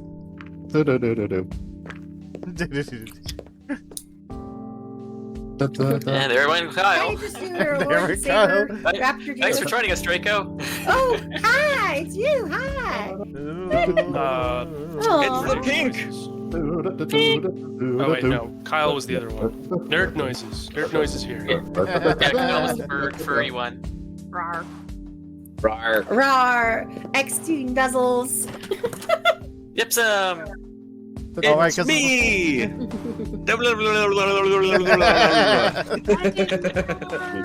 That's how that's how it went. So much quantum mechanics. Yes, I've seen this before. Listen, Oh, hey, Shadow just poked in. Hi, Shadow. Shadow. Yes, join us for the grand finale. Yes. How do you poke a shadow? Watching me speedrun to the grand finale. Oh, no, lipstick! Oh, God, Yes, we're even skipping Why past. does it look like Joker? No. You want to know how I got these horns? Sorry, that's what I thought. Kiss him! Hey, kissy snoot. Kiss, kissy. Oh god, this is kind of fun. There we go. Finally, everyone. Okay, now it's here we me from go. here. Here we go. Grand finale. Everybody, everybody, everybody, everybody. So, It's Homestar like, Runner. what do you do? Do you pick up your phone and call everybody up saying, "I want you now"? I thought It's a party boat and you're all invited. I thought about who I should bring to the show this time. Thinking about set off a vivid image in my mind of the fireworks I had seen before, exploding in patterns and illuminating the night sky. Suddenly, memories of my many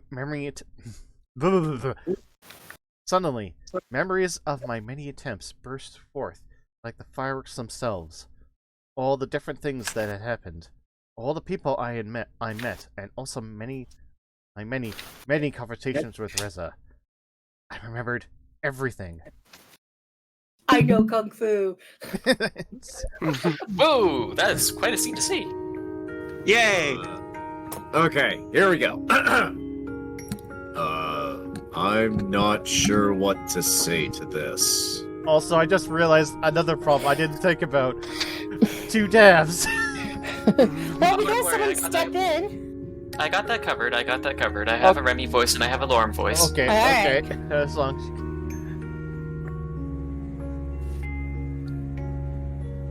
Well, the science behind time traveling is actually sound and doesn't contradict anything about the portal.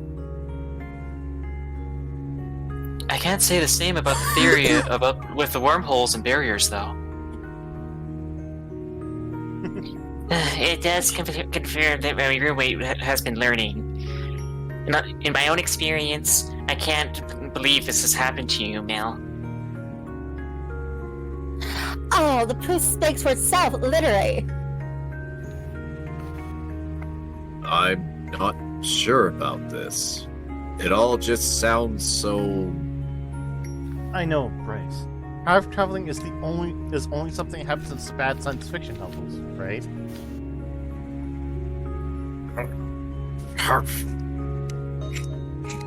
CoconutCorgi, you're up. CoconutCorgi, be Anna. And I thought this was going to be some sort of intervention.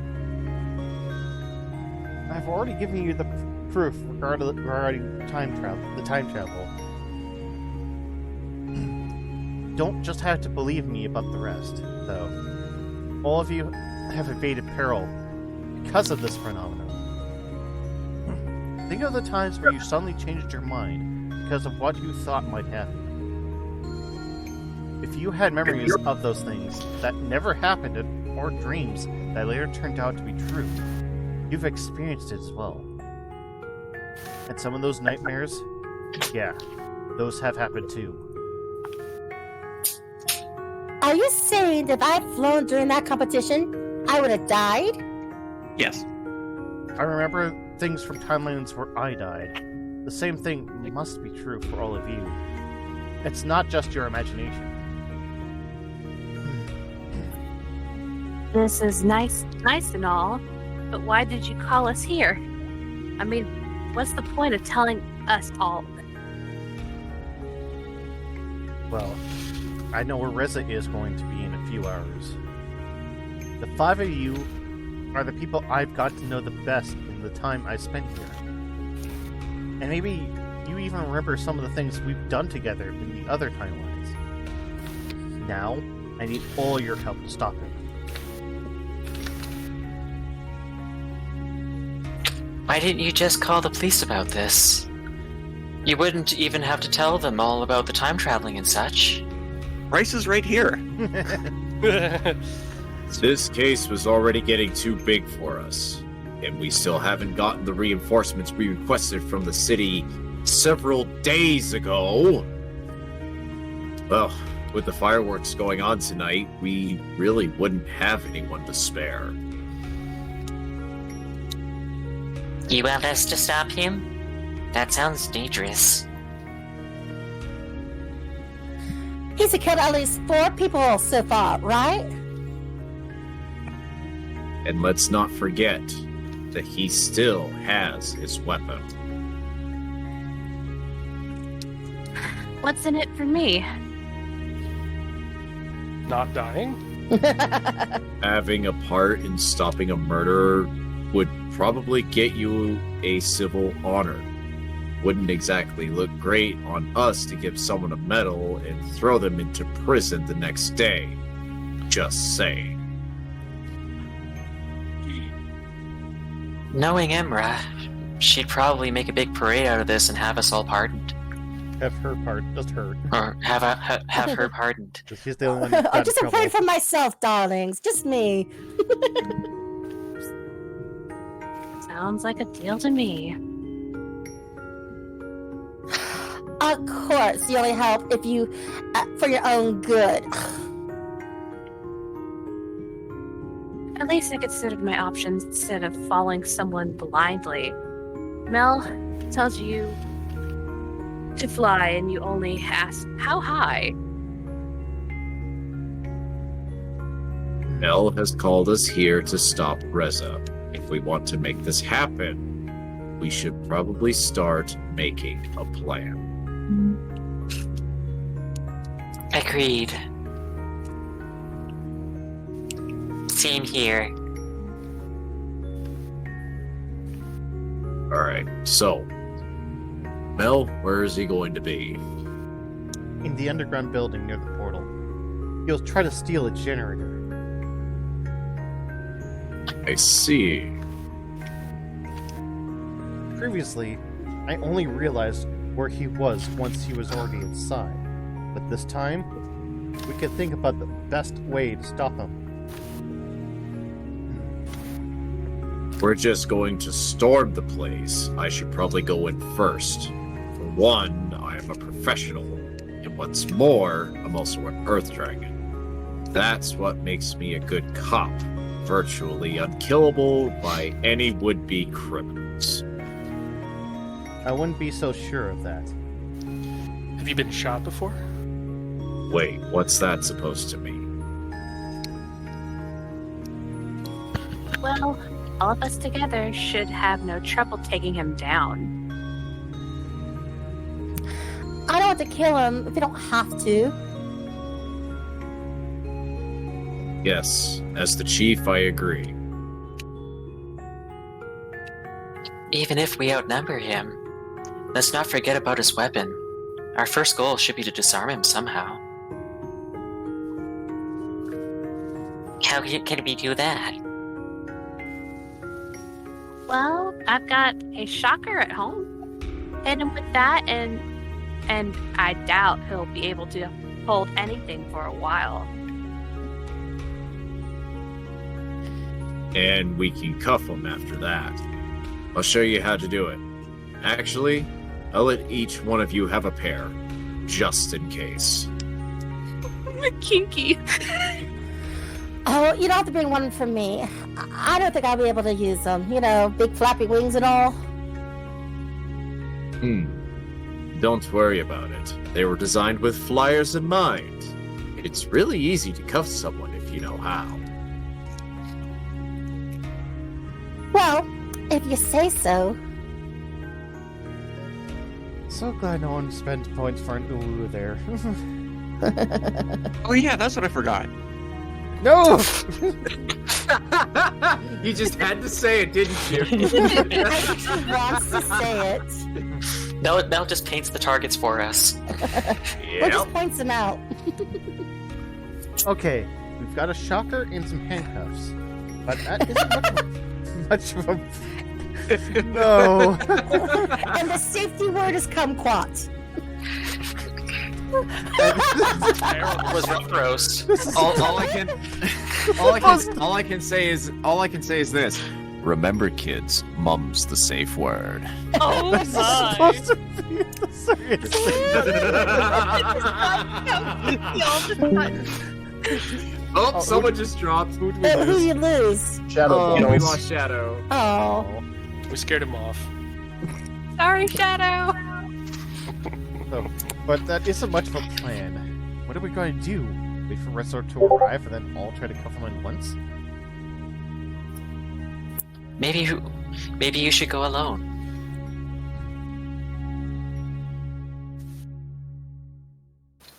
Oh, is that me? Yes. Cedar, yep. Yep. Yeah. Dang it! Like that for a minute. Yeah, I'm sure Mel called us all here to confront Reza alone in the end. Shadow's still in chat. He says he's having microphone issues. Oh. No worries, Shadow. It's okay. What are you talking about? Well, if you don't want to get him with the shocker, If you your want best to. chance is to surprise him. Oh, if you want to get him with the shocker, best chance is to surprise him after you've gained his trust. You may think it's safer if we're all there if we outnumber him, but in reality, this just will likely provoke him into an aggressive reaction, and the instant he sees us all. I agree. You may not be able to talk him down, but in the end, you only need to get close enough to hit him with that shocker. Oh no, Shadow. Bad Shadow. Is Shadow a bad dragon? Yes, Shadow's a big bad dragon. I think right now you're all bad dragons. I'm always a bad dragon.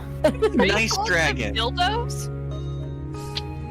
I think if he's frightened, feeling like an alien in this world, maybe that's how you could become a killer, by seeing us as something foreign or lesser. But I've tried doing that before, with one of you staying in hiding until things were about to go wrong. But that usually didn't work out as well as it should have. Because your approach with him was wrong. You tried to talk him down or distract him while help arrived. Well, what should I do then? Go there before Reza arrives and act like you're going to steal the generator yourself. Carry it together, and as soon as you're outside, surprise him with the shocker and cuff him. Meanwhile, all of us will be hiding in the area and watch you to ensure nothing goes wrong.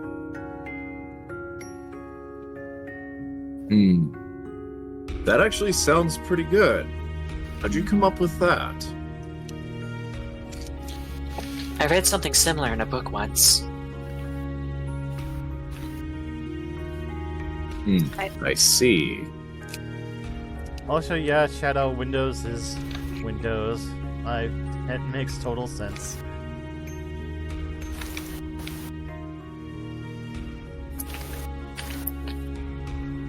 Wasn't that one of the Shadarian books? And blush. Busted. No comment. Any other opinions about this plan? I couldn't think of anything better if I tried. Do you think you can really pull it off there, Mel? I'll have to. Well, we better get ready then. I'll have to fetch the cuffs from the department, and Anna should get her shocker. I also have to make a couple of phone calls before I go. A phone call? Yeah, to tell Sebastian not to come in for his shift today. Right, he always tends to get murdered. While we waited for Bryce and Anna to return, Lorem, Edine, and Remy stayed in my apartment and made lunch for everyone. After we were all reunited, Bryce showed us how to use the disposable plastic handcuffs you brought, as they were designed to even constrain Earth Dragon like Bryce. They were nigh impossible to tear.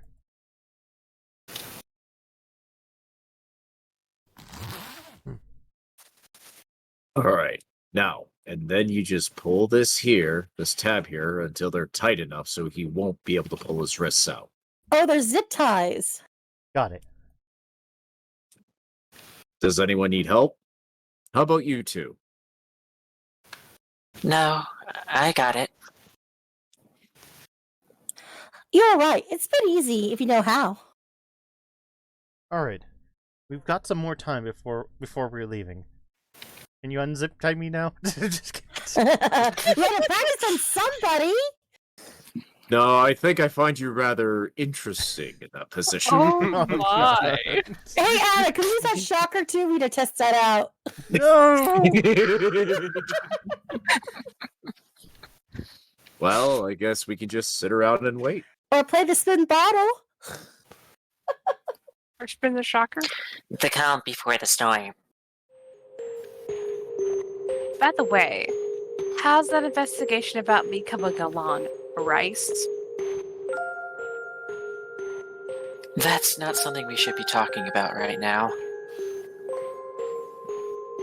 Besides, I've been busy with the whole Reza thing, so... Of course, you can't tell me anything. I suppose I won't even know when your people will suddenly decide to take me in. Look, it's not my fault you violated the conditions of your suspended sentence. I'm just following protocol. Hi, Rams. Meow. Is that why I'm zip tied? Oh, I better get pardoned for doing this, or else. Or else what? I'll put my shocker on you. Sorry. I might as well go through the portal myself, and if I just end up getting arrested here, just saying. Refresh my memory. Why is she getting in trouble? I was not there. She with was this. performing genetic experiments trying to cure cancer. But that's not a bad thing. She's trying to cure cancer. But She wasn't authorized to do it. and she was doing it considered unethically, considering she wasn't getting consent on how she was doing it. I mean, she was getting consent on testing, but she never told why. On eggs. She was using human DNA to fix cancer. There's also there's also before that too why she was suspended in the first place, and we'll be getting to that. Why did she want to? She wanted. Because she also has cancer. Oh, seriously? She's one of the tragic characters in here, on the same level as Remy. Oh. Now, if you don't want to stay here, maybe you should, go right now. Hey, I'm all for helping Mel. I just want to make sure I'm covered as well. If what I read about her is true, then maybe she shouldn't get pardoned at all. Don't believe everything you read in those tabloids. I can confirm they don't know jack shit. You don't know the whole story either. Does that mean you lied under oath? Maybe I should reconsider this pardon thing. See? That's what I mean. She only cares about herself. My research... tongue-tied. My research has saved thousands of lives, if not millions. What did you ever do for the community?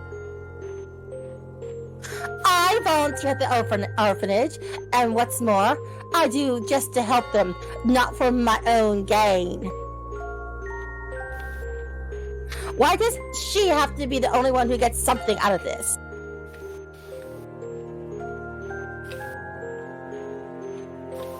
Well, all of us will probably get a medal. this isn't the kind of thing, or this isn't the kind of discussion I would be having right now. We should be having right now. Yeah. Tried 3 times there. Sorry. Anna, if you lied under oath, then that's something I just cannot forget. What are you... what are you going to do about it? I'll make you a deal. You tell all of us right now what really happened back then, and you'll have my support when it comes to being pardoned for helping Mel to stop Reza. How does that sound? Ooh. We don't even need her help. We could just leave her as far as I'm concerned. If I'm going, I'll take my shocker with me. Don't do that. I want to know what happened. You'd rather know, let her walk? She's already being investigated. Let the wheels of justice just do their work. See, Mel, I just can't reach a break with these people, even when I'm here to help you. She may walk anyway. This infraction was so tiny that she may put a spin on it that makes her look like the victim, just like last time.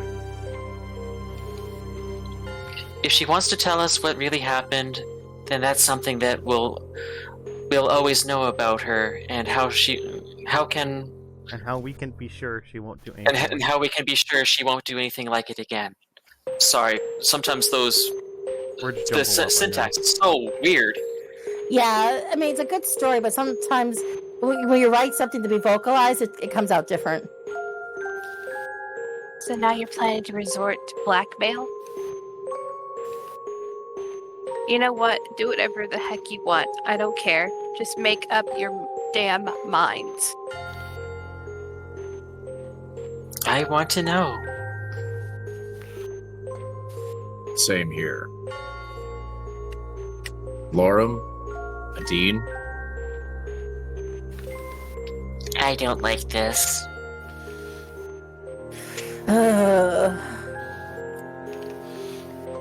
Alright, let's hear it.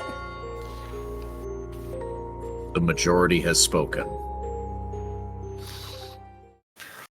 Prepare for a monologue. Alright, Anna, this is all you. it's all you, Seabear. Oh, I read that part? You're just gonna be a lot of reading, so it's all you. It all started when I decided to look for new angles to tackle cancer. Since I occasionally work with the police, I got a phone call that they received a victim of some sort of accident. As the victim had no family or relatives, there was no one who could object to her body being used for research purposes. Usually wasn't anything special, but she wasn't just your usual victim. She was pregnant. God. For me, this opened up a lot of possibilities. Usually the council would allow fertilized eggs to be used for the research. But here we are talking about a few fertilized eggs that hadn't even formed an eggshell yet. They would have perished quickly if I hadn't noticed that she was technically pregnant. I submitted my forms for the research and started my work. Since the material was very sensitive, there wasn't really time to wait for approval, as it would have the whole experiment at risk. Either way, I was sure the paperwork would go through, and I had other things to worry about than what some busybodies would think about my work. My approach was to tinker with the fertilized egg cells DNA in order to create a living organism whose immune system would be strong enough to combat cancer all on its own. Once it hatched, I could make a few transplants, and a new way to fight cancer would be born. Literally. And in order to ensure compatibility with myself, splice in some DNA of my own, enough that it would be considered a member of my own species rather than parents. The result of my experience was incubated in an artificial eggshell. Then it was just a matter of time before it grew up, and we could see if the procedure was a success. For some reason or another, however, my proposal became a public matter. Proposals like mine that needed the council's approval would be seen by anyone and were open to discourse. But people usually didn't care about them unless they had some experience in the field. Not so in my case. Once the media got a hold of it, rumors ran amok about what I was going to do. People fixated on small details and exaggerated the procedures outlined in the experiment. Self-appointed do-gooders who thrive on outrage made a smear campaign against me. And due to all the ensuing controversy, my proposal was ultimately rejected.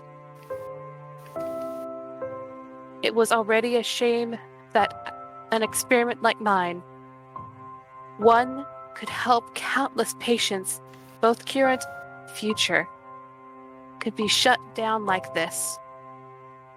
But there was more. Some people were watching me, and they knew I was doing something in my lab.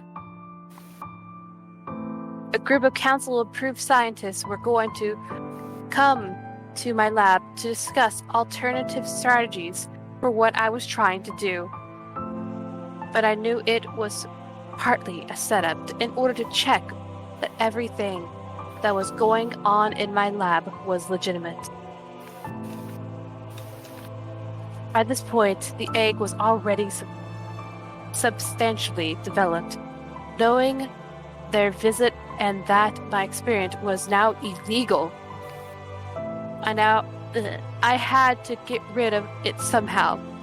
I would have smashed it if I could, but the fetus inside was already too big to make it vanish easily. In the end, I decided to leave it on someone's doorstep, disguised as an egg left by an unwanting parent.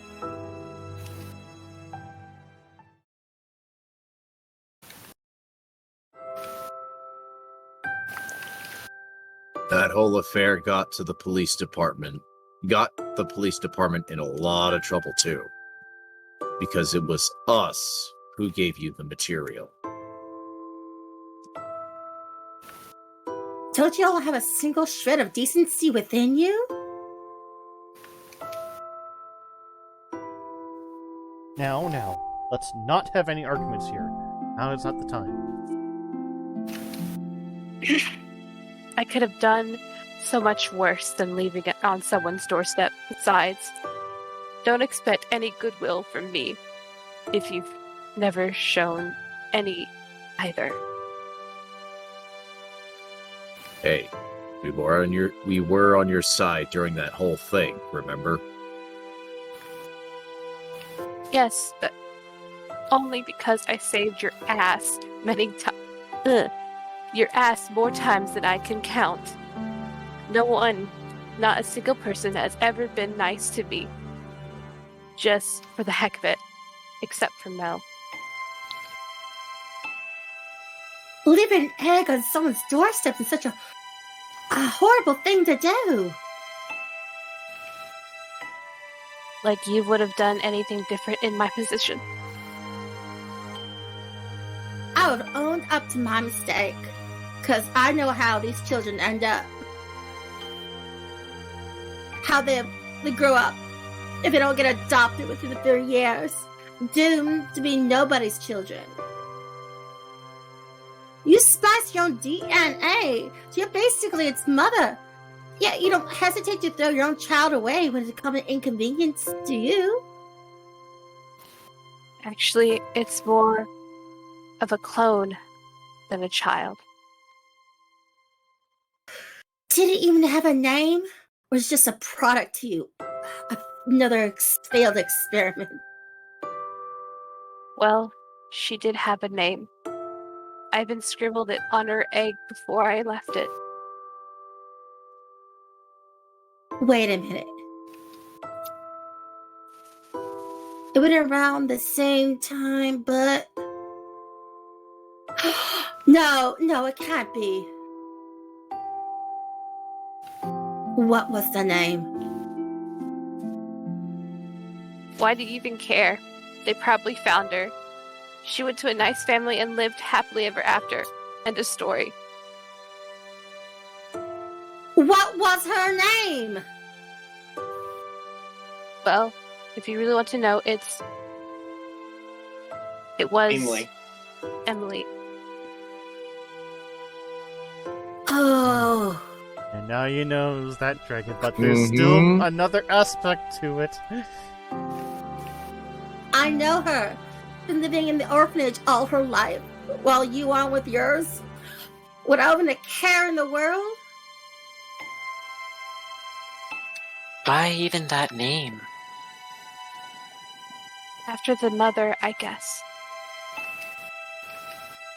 Now that you mention it, I think the victim's name was a bit different.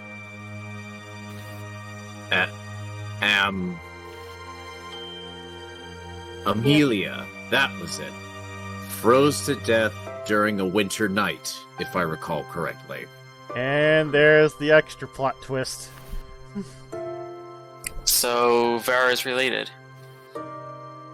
And no, Vera's not related. It was before Remy's Remy story. is the father of Amelie. Who? Remy. Oh, God. Oh, right. Remy's wife, the Red Dragoness. Mm-hmm. Yes. So this is Remy's He child? has a kid. Remy and Anna technically have a kid. Well, it's three people, but still. Well, he's one father, the dad. two mothers. The big thing is, she was pregnant during the time they had to break off due to their whole job roles. Yep. And What? Remy, I never told you this, but shortly after she died, Amelia found out that she was pregnant. Shortly before. You said after. I'm sorry, shortly before. Sorry, let me try again. Remy, I never told you this, but shortly before she died, Amelia found out she was pregnant. You just say she found out she died, but like how? It says right there, I'm reading it. Shortly before she died. I know. Amelia found out that she was pregnant. I know, just think about before the early mistake. I contacted her by a Ouija board.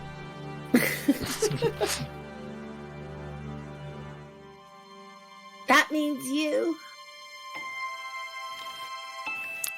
Where is she?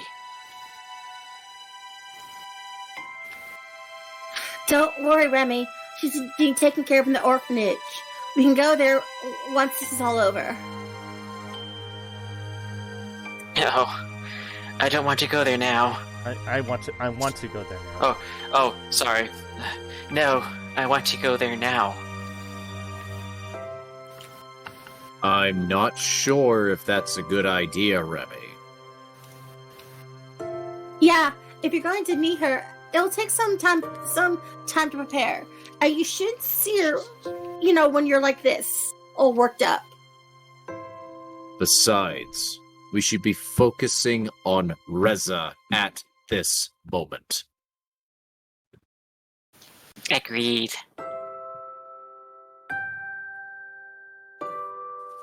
You're right. This is more important. Right. I think it's time to go anyway. Alright. Let's do this, guys. My body is ready. Leroy Jenkins! Drama. I must say, her. Oh my god, that story. Mm-hmm. Yeah, talk out about, of talk about everyone. interconnection between characters. Yeah. Jeez. Good Yeah, job, and- CBR, reading that. Yeah, like holy crap. The only You- one who's you- That was. the only one who's not connected with all that is Laura, but that's because Laura was a Gold Kid edition later on, so they couldn't really throw him in there. Lars Yeah, is a good boy. Alpha, you did a good job reading that. You're able to Yes. go in blind and actually get her tone of voice good. Yes, you did a good job. Yeah, good jobs. I just Anyways, had soon. difficulties with cancer this week, so just a bunch of Yeah. things I know. Oh, Yeah. This would be a good way to kind of like, work it out. Mhm. And I really appreciate being part of this. Oh, Well, I'm glad you could join us. mhm. We appreciate you being here. Soon. Yeah, sorry that we scared Sebastian away. It would have been nice if he could have joined us. I thought It's okay. Sebastian is with us in spirit. Sebastian and At least he's not dying. And the eye Well, brush. no, not dying. He'll just do astral projection. Well, he'll get to see the fireworks. Yeah, he gets to see the fireworks tonight at least. Oh Makes yes. me wonder. He's like, I'm free. I get to watch the fireworks. Oh yes. Knowing that Anna put her DNA in Remy and what's her name's egg, does that mean she has to co-parent? Yes. No, it's just to play like yeah, childhood. Emily is basically a clone of Anna, but still partially Remy and Amelia. And apparently has the cure to cancer.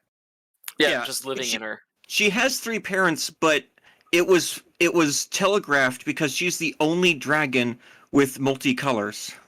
Yep, she's the only one with red and white skin. It's splotched like that. Oh my. And don't forget the stripes on her too. I also like the fact that if you went on Remy's ending, when we lost Vera, the second dragon he started to fall in love with and wanted to parent was Emily. So they've hinted at it. Mm-hmm. Okay. Anyways, but yes, everyone will be seeing the fireworks soon. Soon, we arrived at our destination, and everyone chose their hiding places. It wasn't easy, especially since we didn't know where Reza would come from, and Bryce is also quite a big boy.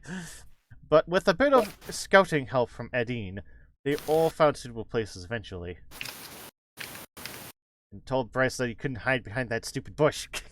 Hey, this is my favorite bush. Heisty championing 2021. I went inside, trying to remember the room the generator was in.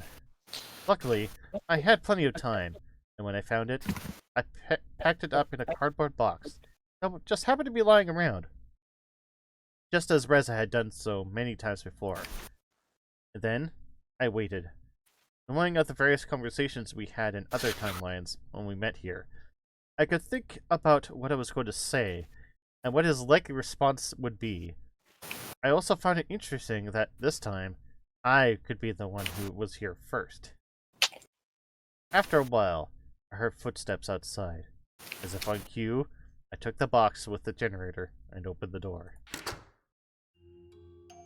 Oh, Reza! You're here? You don't know how glad I am to see you.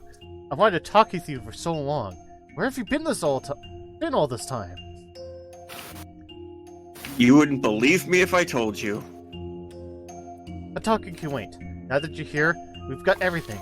Come on, help me with this and let's get out of here. Reza walked up to me and grabbed the other end of the box. Slowly, we made our way through the building. I can't wait to get out of this place. It gives me the creeps. How so? Ever since I arrived here, a lot of weird things have happened. I don't like it. What are you talking about? Something strange is going on in this world. When I close my eyes, I see things. Things that never happened and things that later turned out to be true. Do you know what I'm talking about? Oh, of course not. No. So you do. How is that possible? I don't know, Reza. I don't know. I have had my own reasons for coming here today. I knew now would be the best time to take the generator and leave through the portal. What about you? They aren't looking for you too? Are they? No. They believe I'm on their side. Then what are you doing here? I had a feeling you'd be here. I figured it out just as you did. We can't wait for them to build us new generators. Considering they took the PDAs and generators back from you, it's more than fair that we take this as payment and be done with it. Wait a minute. What is it? Something's not right here. Suddenly, he let go of the box, making me put it down. He took a few steps back before he grabbed his gun and pointed it straight at me. Reza, what's wrong with you? How could you even know the time I was going to be here? Because of the fireworks. We both know they give us the perfect cover to do this now. No, that's not it. We've both been here before. I remember us carrying out this box together. And that time, you killed me with my own gun. Reza, what are you talking about? It's called coming back to me now. There's not been a single time where you actually wanted to help me. That girl with the mask, where is she? Whoa! Reza turned around. Just in time Right to see here! the administrator tackle him to the ground. Surprise! Surprise, bitch! Poof! I ran towards them, but in their scuffle, a few gunshots unloaded. The telltale hiss of the generator sounded through the hallway. I turned around and ran towards the exit while both Reza and the administrator scrambled to their feet and followed me. Beat the crap out of you! When we were all outside, I was swept on my feet as the generator exploded. Recovering from the fall, I looked up, only to see Reza running towards the portal. Ooh. Suddenly, Adine swooped in from behind and collided with Reza. He stumbled and fell to the ground, while Adine regained her balance and ascended, attempting a circle to face him again. Reza stood up and raised his gun at her when Maverick suddenly pounced out of nowhere and pinned him to the ground.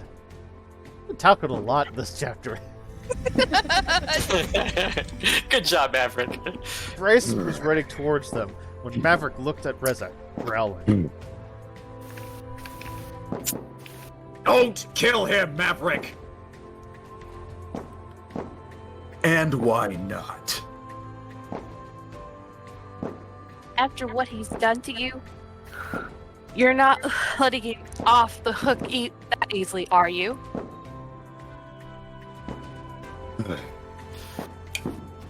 Let me cuff him.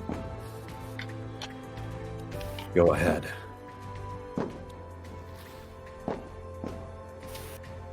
When I arrived, Reza was already secured and ready to go. He spotted me, his face contorting with anger. You! How could you do this to me? To everyone? You have no idea what I had to do to get here. To get this close to bringing the generator home and to our people. If you only had helped me instead of them, we could have done it too. Where were you when that bastard of a dragon bit me, when I couldn't do anything but lie in the pain and the whole day with a festering wound, huh? Or when I waited for you at the portal a week ago, ready to leave with the parts I stole to repair it. When I shot my gun a few times, hoping you'd hear it so we could escape together. I risked everything when I waited for you. Maverick nearly got me that time too. I could have left without you if I wanted. I had everything I needed, but I didn't want to leave you behind. Should I shut him up? Please. No.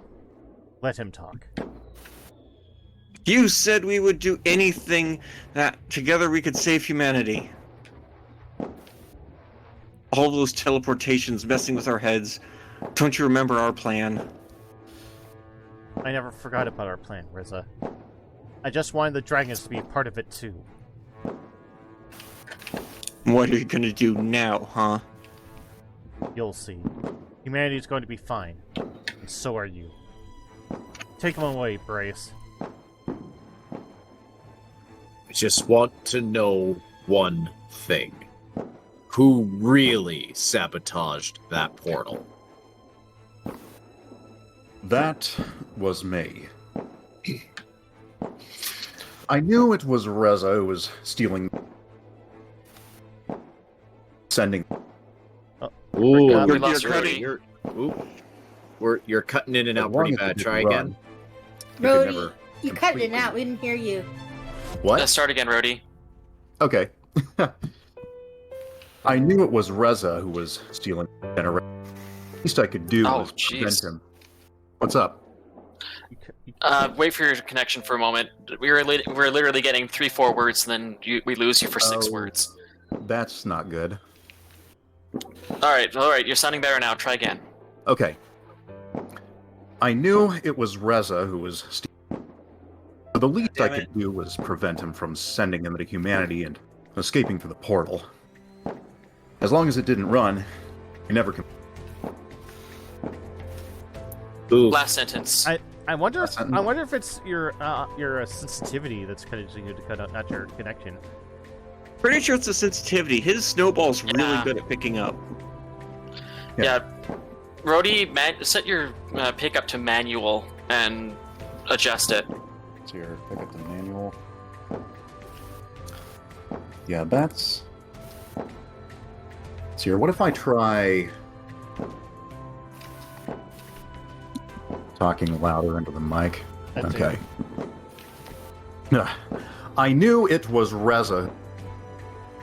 God damn it. So the least I could do, is that better? No, it cut out again. I knew it was Reza, and then we lost you. Jeez. Wow. Nice. Drop the threshold way down, way down. Okay. Just pull that slider way lower than you think it should be. And make sure it press OK before, because it does only like it. But... Dang it.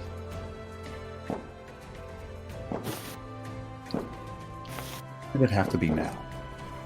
I know, right? Whatever's happening, it's a super aggressive cutoff. It's just the stream has been cursed with technical difficulty since the start. It has a quota. No kidding. Oh, that reminds me, Mel. You said something that reminded me of a video that I made that I want to show you after this is all said and done. Okay. I don't think we have sound suppression turned on, Skeels. I think it's literally Roady's cut off, because noise suppression doesn't cut like that. Yeah.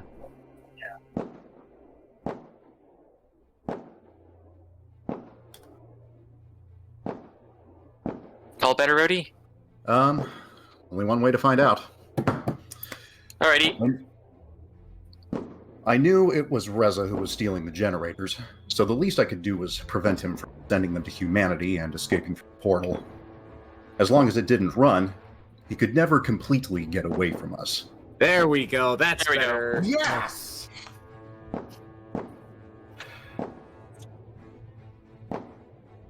Say it.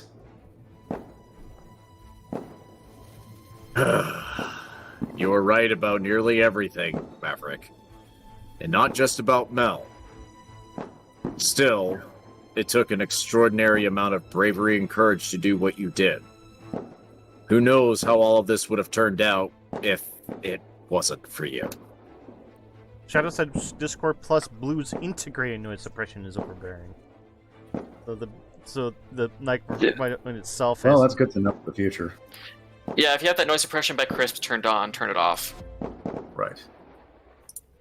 It's right next to the hang up button. Yeah, if a mic has integrated already, then yeah, don't have any other. Yeah. Going. Well, Yeah, if the that's noise suppression on Discord's already switched off, so. Well, if that's the case, I've been coming in clear, right? Because I also have a Blue Yeti microphone. Yeah, you've been coming up. Oh, you've been coming in fine. clear. Yeah. I've been thinking. And I have the noise suppression on Discord activated. Well, oh wow, I don't know. It's different for everyone too. Like not everyone Yeah, has this the is same the first problems. time this has ever happened. Maverick got validated. Yay! Let's continue. That's true, Shadow. I do talk loudly.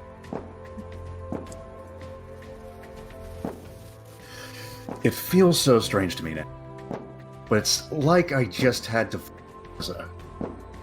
that I even knew where to go and where I would find him. I followed my intuition, but the longer I kept pursuing him, and that it might mean my... Oh, we lost you. You're setting out again. Sorry. God damn it. Okay. Just go pure manual. Just hold that bugger open. Is your manual? I don't even know what that means. Push to talk. Okay, push to talk. What's your voice settings? I'm starting to miss Skype's always on setting. I'm thinking it is Blue Yeti must also have a cutoff base of its own settings. We'll have to find it in a later date. These are two perfective cuts. It's literally a volume level cut. I can tell just by the way it's cutting them off. There's no robo noise at all. Okay, so I've got the control key for manual. Is that better? Yeah. Way better. Okay, perfect. Yes. I followed my intuition, but the longer I kept pursuing him, the more I thought I was going crazy, and that it might mean my end if I decide to go down this path. Perfect. Maybe that wasn't just your intuition. Come on. Do you want to help? Oh, hang on. Let me try that again. Come on. You want to help me show Reza his new cell? That's a good smirk. It would be my pleasure. Just as Remember, Maverick, don't nibble on him too hard. Just as they went off with Reza, I saw Remy and Lorm approaching. Izumi was leaning against Remy, while they walked up to us using Izumi was leaning against Remy, while they walked up to us together, her overalls bearing a large red stain in the center. She needs help. Fast. I tried to do some first aid, but I don't think it did much. Based on these wounds, I'm not sure if anyone could help her now. She's oh You want dear. me to do this? No, I got it. Okay.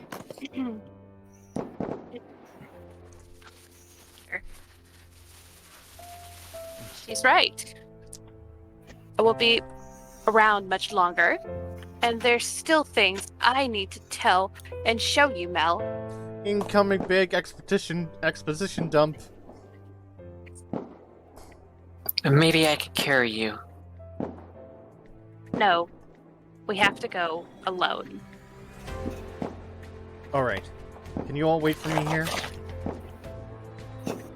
Sure. Please. Just don't start arguing again. There would be no point now that we've stopped Reza. All's good.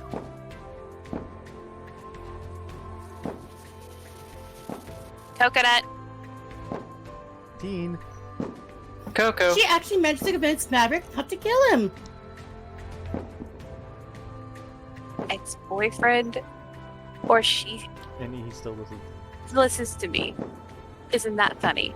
Wait, so Anna and Maverick? Yes. Yeah, it's in the prequel. It's in the comic. I could tell you about Emily while we wait. That would be lovely.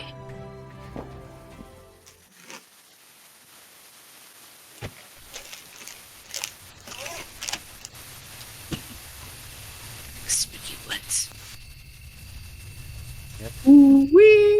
Izumi led the way as we walked through unfamiliar territory. As she as she prepared for exposition dump. Exposition. It's called monologuing. Ah, this will be interesting. Maybe I should start by telling you that I haven't been exactly truthful with you. Oh, whatever it is, I'm sure it's fine. Still, Now that we're here, I think I should tell you everything.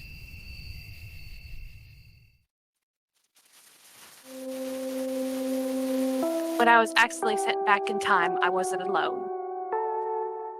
What are you talking about?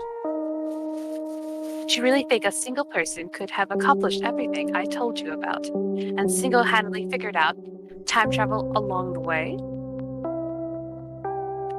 We were an elite team, sent to break new ground. There were 4 of us. Heinz Foreman, geneticist and project leader. Project lead. No, you were right with leader, but still. Okay. Sybil Thomas, behavior specialist. Francois, or is it Francis? Doesn't matter. Francois. Francois Bordelon, military advisor. And lastly, me, Otoma Izumi, engineer and maintenance crew.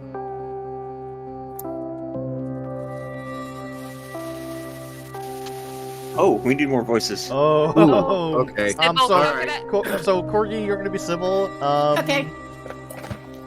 Give one of the male roles to Draco because he's been waiting, and the other one should probably be Dronon. Well, Draco and Dronon. So, Dronon, can you do the, which one do you want to do? Do you want to do the lead, or do you want to do the military officer?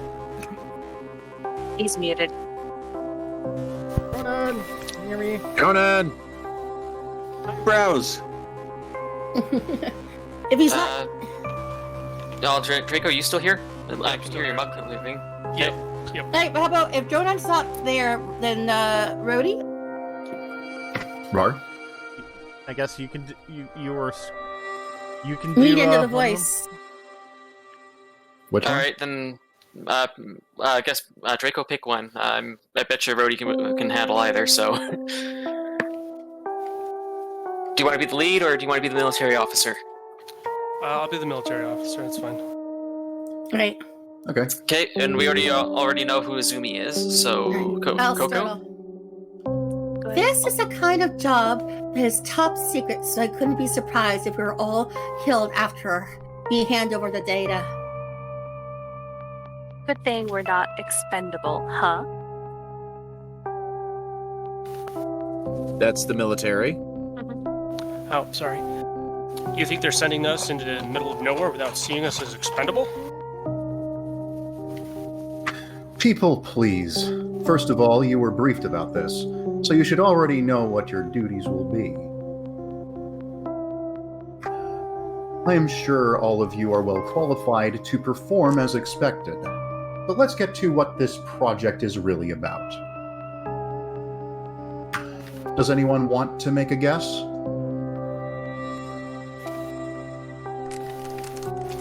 Since I'm here, it can only mean something with military applications.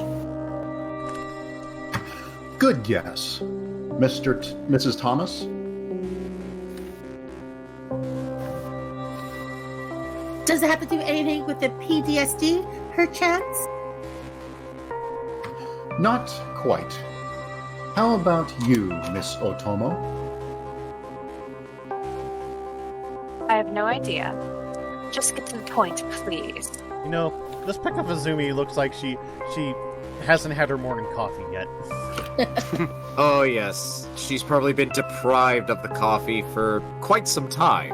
He's the only engineer with a bunch of bigwigs. Let me sum this up in one sentence. Intelligent, trainable bioweapons as low-cost alternatives to mechanized weaponry in developing countries. Interesting. Very interesting.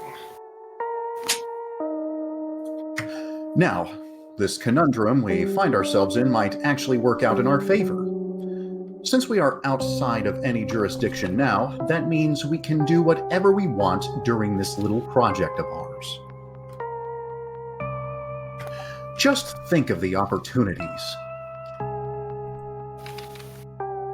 You tend to utilize human DNA on this project, don't you?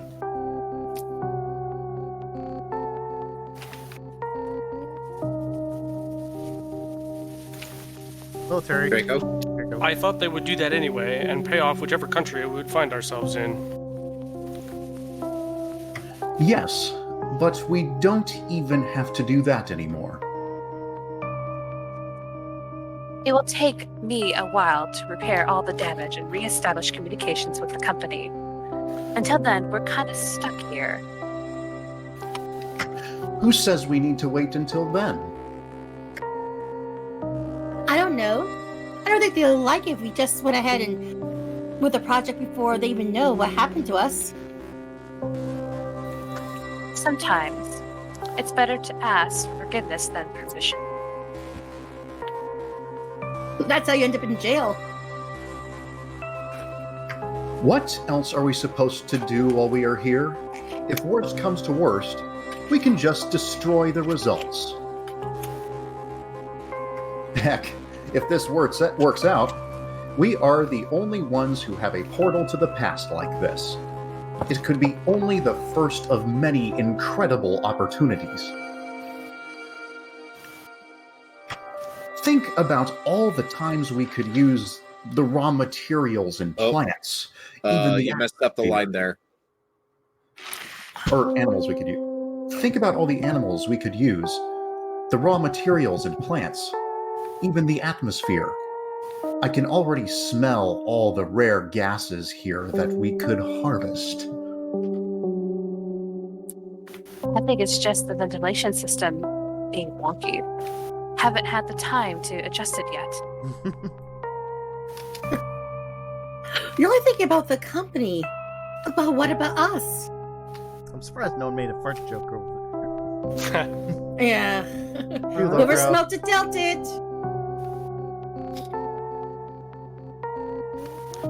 Already thinking about mutiny? I think that would be a bad idea. Thought our salary already contained an eternal loyalty and silence bonus. That's the thing with greed. People always crave more, regardless of how much they already have. All this discussion is pointless. I'm the team lead, and I decide we do this. As long as you take responsibility. If there's any troubles. I know what the company wants, and I say this will make them more than just happy. In a few years, you will thank me for it. Trust me. If you say so. They didn't thank him for it. If you're going to make bioweapons, what animals should we base them on if we didn't end up here? The great thing is that we don't have to choose. We already have technology that does all that work for us. We just need to provide the samples, and based on our criteria, we get a customized genome that fits our purpose as best as possible. And you want to give them human intelligence. Why wouldn't we give them as much intelligence as we can? Because that's an easy way for things to bite you in the ass, literally. Inky. Not. If they can think too advanced, too abstract, don't you think they might start to have independent thoughts? How are we going to control them? That's what Miss Thomas and Mr. Bordelon are here for. With the right training, it shouldn't be an issue. Besides, you know that most human soldiers are obedient, right? I suppose so. How do you know this is going to work with a dinosaur DNA as well? We will find out soon enough.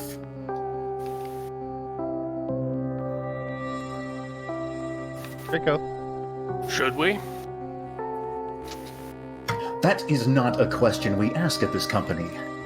You should know that by now, my minion. Have you never seen Jurassic Park? Oh, the game brings it up. Oh, this came out now to be Jurassic World. Yes. I mean, that's true. If you want to see Jurassic Park, you only need to open that door. And Azumi with the joke. You will soon find out that all of your concerns are unfounded, and I'll show you why. But first, let me talk about abilities. But now that we have a whole new world of potential samples, we should be able to find even better alternatives that we have been planning. Or to what we have been planning. Here we go. Francois! What would those be? Sorry. Flight, armor, fire. To name a few. Before I speak, for some reason, Heinz Dubitschers came into my head. I know. I knew someone was gonna make that. Either or Heinz ketchup, I don't know. Oh, I was like ketchup was be first. 57 flavors of abilities. That's awfully spicy, isn't it? It just would have been funny if the person who voiced this was acting like Heinz Dubitschers. Doofenshmirtz. Doofenshmirtz, evil, interesting. Okay. Harry the Platypus. Sorry. Alright, guys, stay focused. All at once sounds an awful lot like dragons. Dragons are scary, aren't they? This could even be a psychological component. To be fair, getting all of those into the same species could be complicated. Yes, scary. The Dav. Very complicated.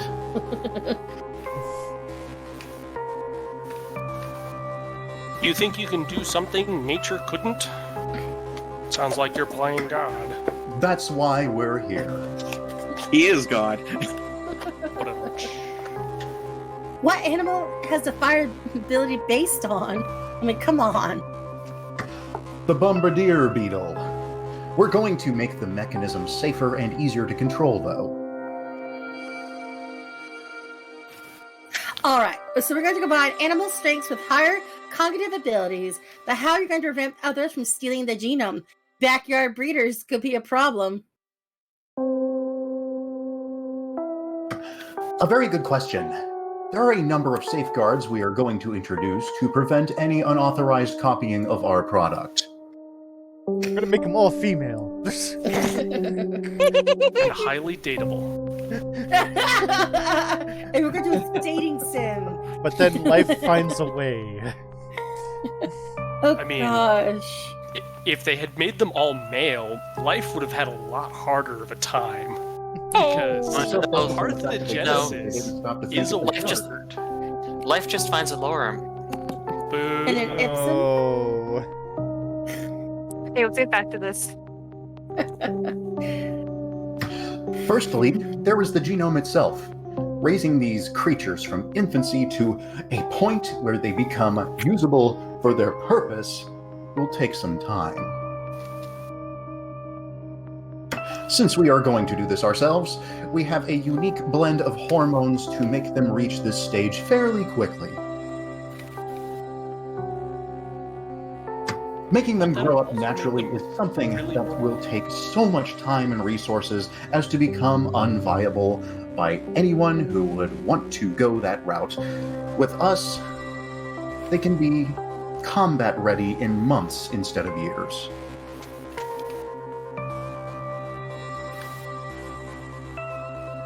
Secondly, all creatures will be equipped with a brain implant. Not only will this give them a variety of advantages, but it's another safeguard against copying as well. Without the chip, they will either become uncontrollable or die. So, even if the genome is stolen, that won't be worth anything without the chip. That's genius. I know.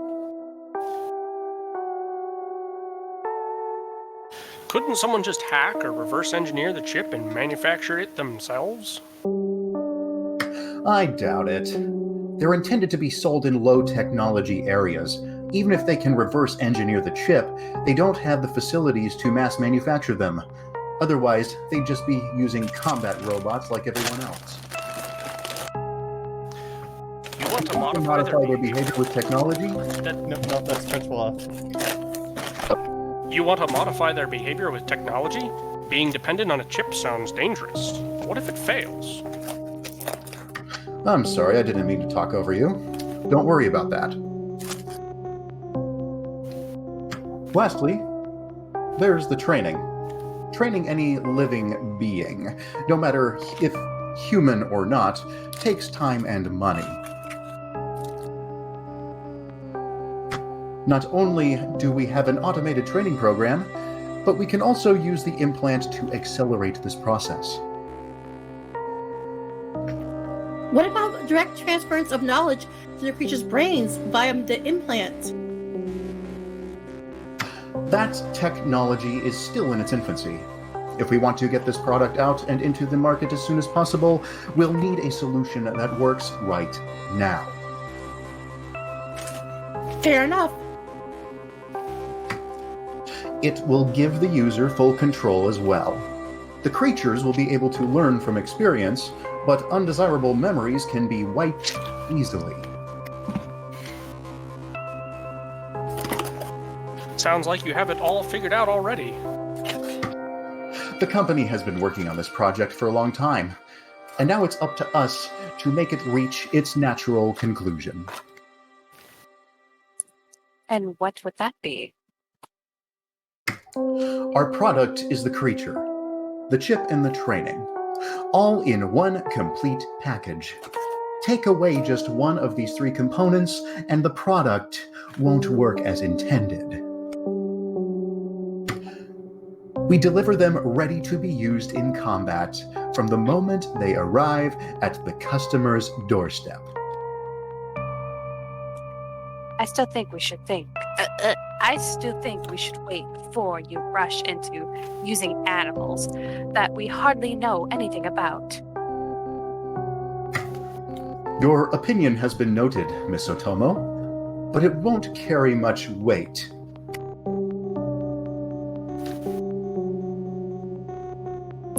Is that me? Yep. Despite my actions, the experience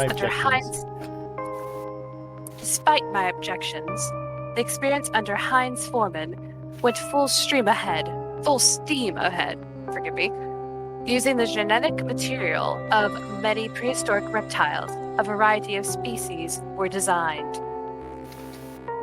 We started our test with the one that enjoyed the most combat-related improvements, measuring their viability and the effects of our safeguards. Soon the first proto-dragons were born.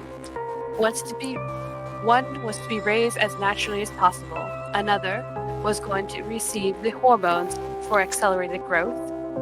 While the third one was to be trained by an automated learning program. The last one was to receive all the safeguards at once. They were all identical clones. Caring for them was a task that ultimately fell on all of us, in addition to our usual duties. For now, the artificial densification process on the genome made sure they would be controllable and obedient, even without the implant or training.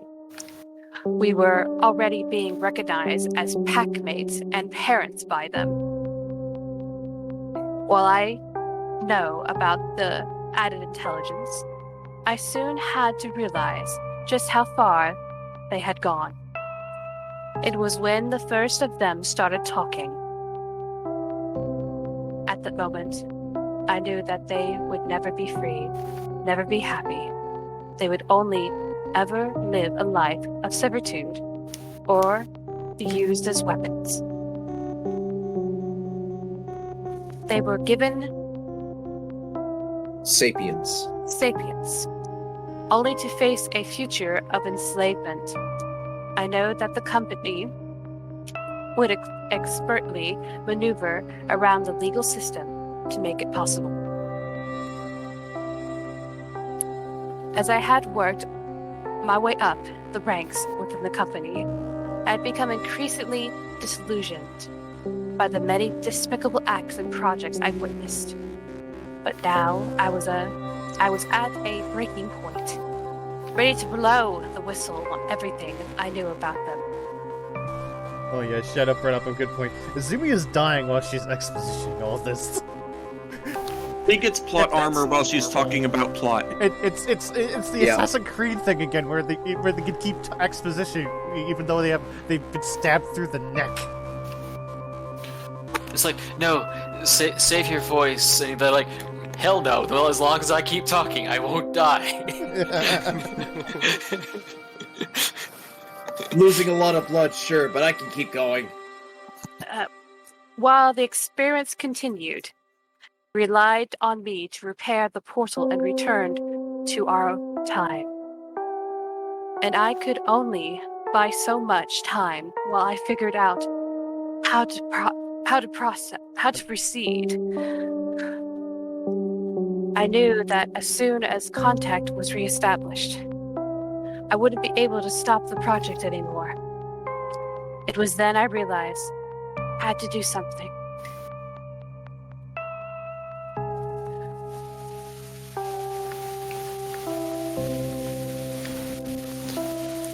Coconut. I'm here. You think they would need to send someone to take care of this anymore? It should be all automated by now. Go. True, we have a robot that can perform any kind of surgery, so they don't need to see a doctor anymore. Why not have a robot that can take care of other robots? Because I'd be the one to create that robot, and if I did, I'd be out of a job. By the way, I think the heater in my room is broken. Would you mind taking a look at it later? I could think of a few ways to turn up the heat.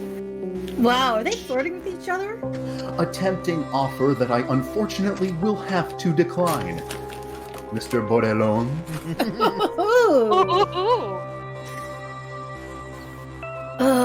I hate these early meetings.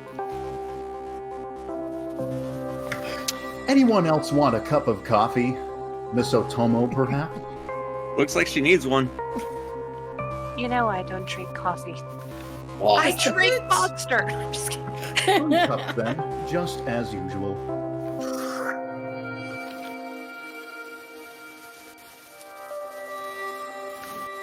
I don't know why they even gave us 4.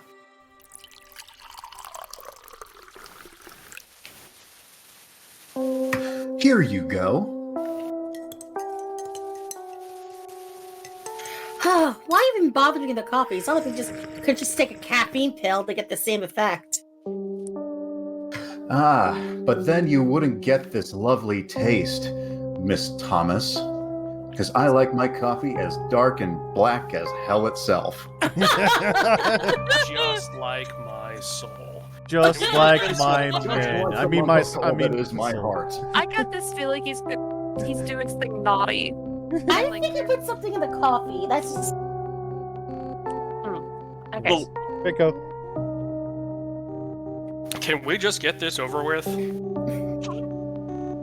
Of course, of course. Who wants to present their results first?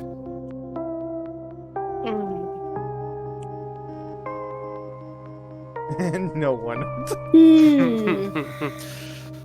No one? All right. I suppose it will have to be me. Again. It's just like kids in the classroom. No one wants to go first. Yep. You know what?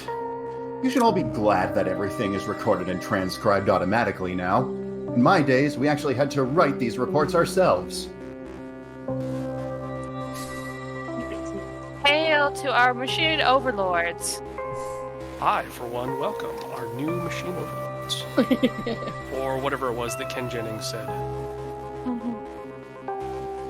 That's you, Draco. Can we just get this over with? For the third time? Of course, Mr. Bordelon. We... What? Suddenly, Heinz... Oh wait, that's still you.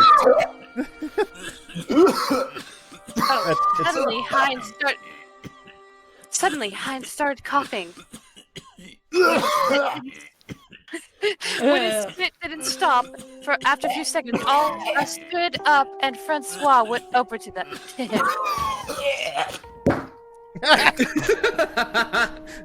Jeez. Heinz keeled over. Heinz keeled over, his eyes opening widely into an unfocused stare. He stopped moving before a bit of foam started appearing at his mouth. Ugh. Gross. He did it! He needs his injector! There should be one in the drawer over there. Quickly, I went over to the drawer, grabbed something, ran up to Sybil. That's not. Oh! Before she could finish her sentence, I drove the scalpel into her neck. Oh my. She collapsed immediately as blood gushed out of her wound, staining the floor red. She screamed, and Francois turned around to see me still holding the scalpel while the bleeding Sybil lay on the ground next to me.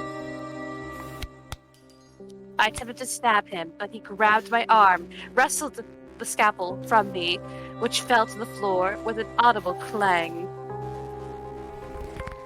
He then wrapped his hands around my neck and started to choke me.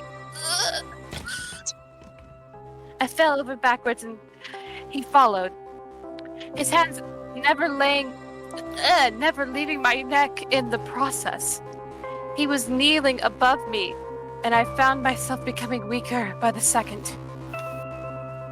I made peace with the idea that I was going to die.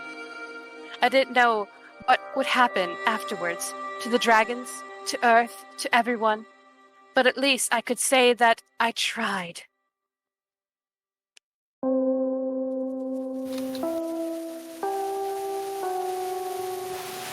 When I came to, it was from feeling something dripping into my face before Francois was dragged away from me.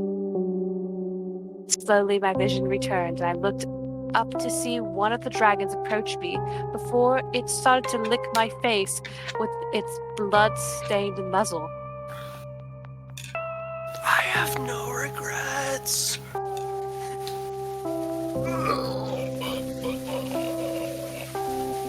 The dragon saved her. Oh my. That It's is the original blue. It's quite a scene. The other design species were made, and after making some adjustments to the learning program, it taught them what I wanted them to know.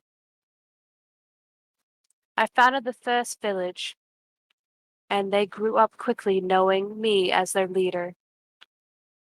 By the time I left, they didn't even need me anymore. They had become completely self-sufficient.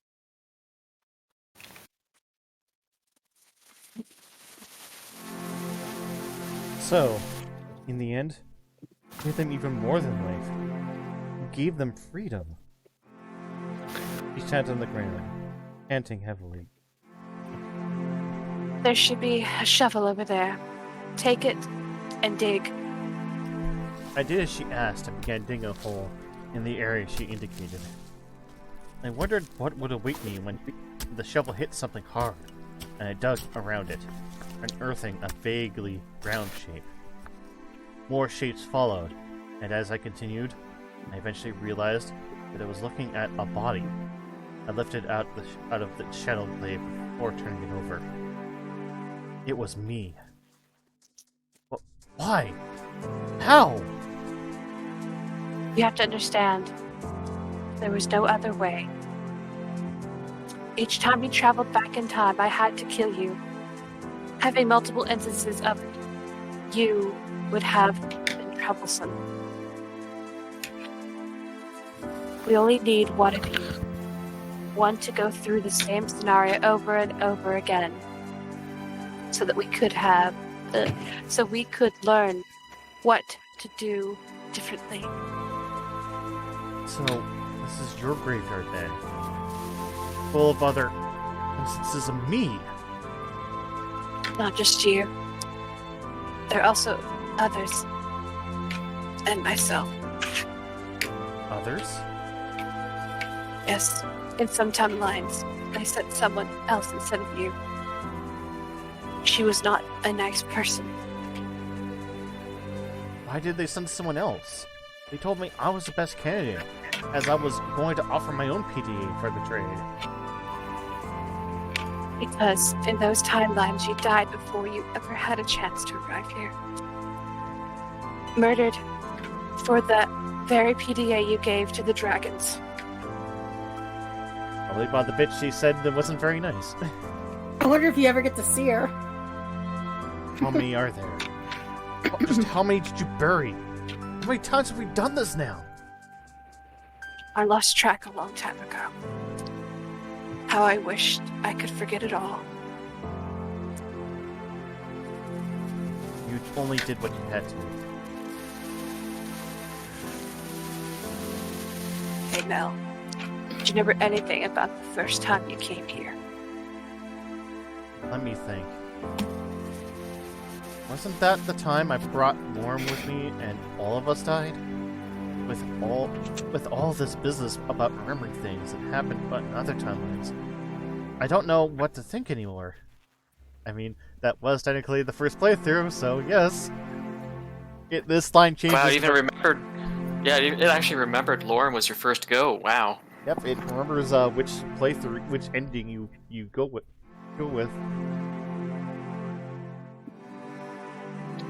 Then you don't. You only remember the newer timelines. I think it's better this way. I've killed you so many times, and sometimes you did the same to me. Or rather, a different me. You don't know what it's like when I still had to try and figure everything out. You only remember timelines I've sufficiently tampered with. You're trying to tell me? The first few times, I was just watching you. I could see your intentions were pure, and that you were filled with determination, but without my help, you always failed. I was filled with that damn determination, but it just wouldn't stick. Well, then where the hell was Sans and Papyrus? There we go.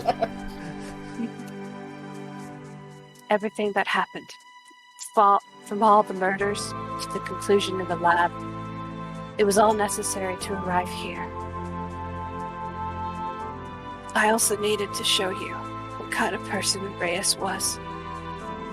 You wouldn't have believed me otherwise. Could I have stopped him earlier and saved those he killed? I don't know. If I died before I could reveal myself to you, circumstances could have been unfixable. How many times do you think we tried before we had even remote possibility to succeed? I know what you did. I've done it too, remember? If you didn't step up to the position back then, we probably wouldn't have figured out.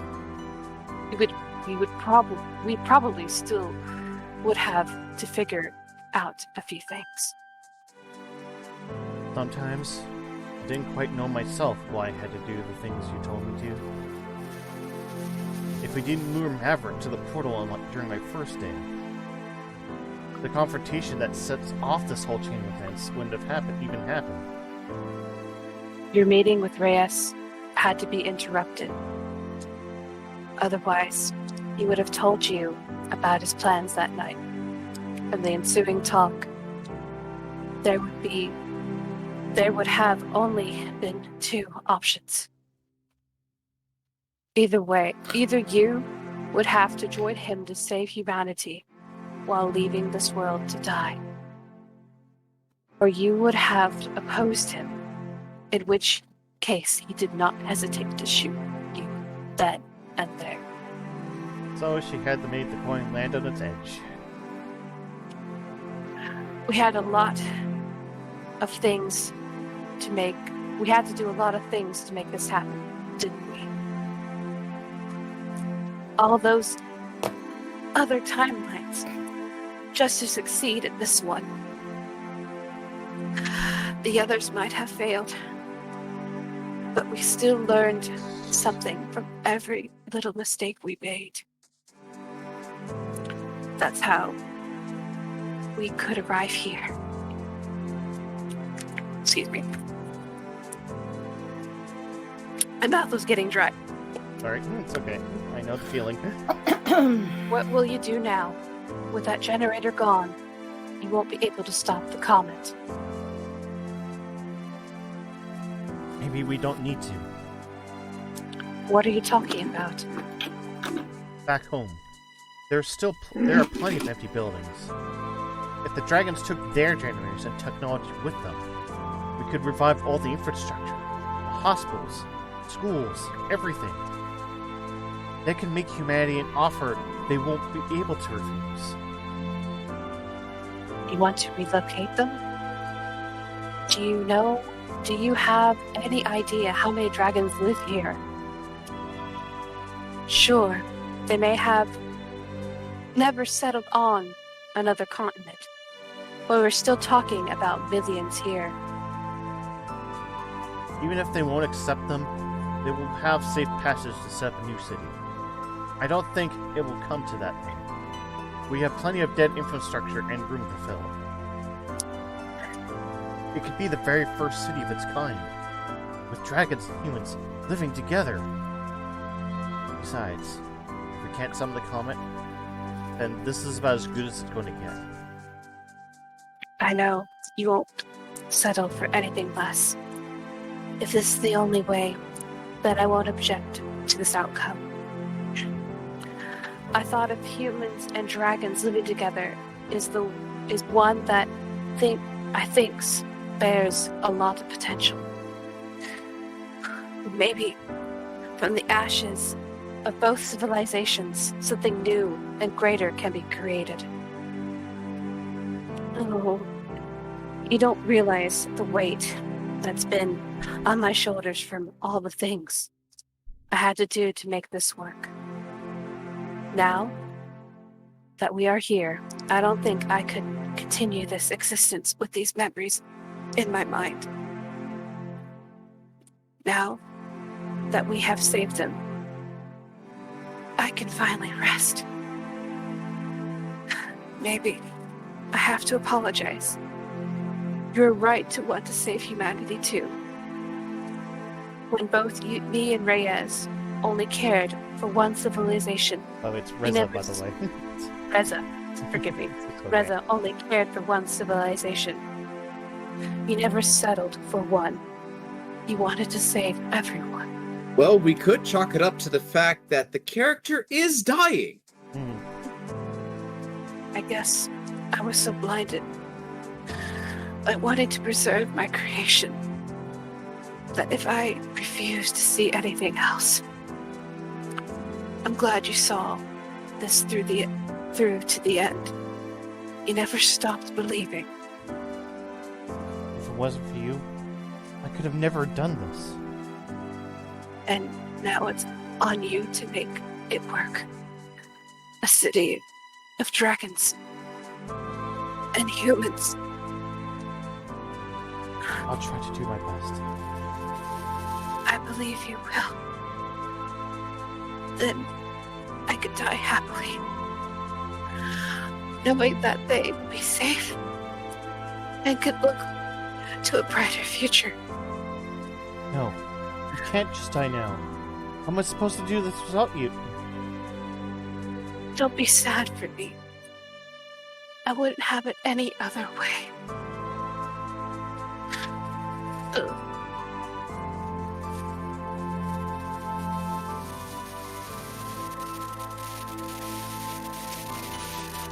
Besides, I'm sure you'll do a fine job.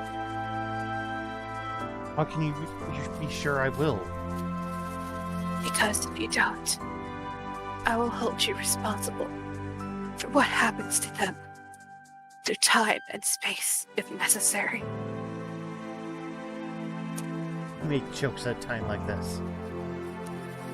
You have only seen what I had to do, not what I wanted to do. If we met at a different time, a different place, things could have been very different. I have killed you so many times and put you through so much anguish to make this happen. I only long for your forgiveness and understanding that you can look at what we have achieved now and tell me that it was worth it. It was. It was worth it. Thank you.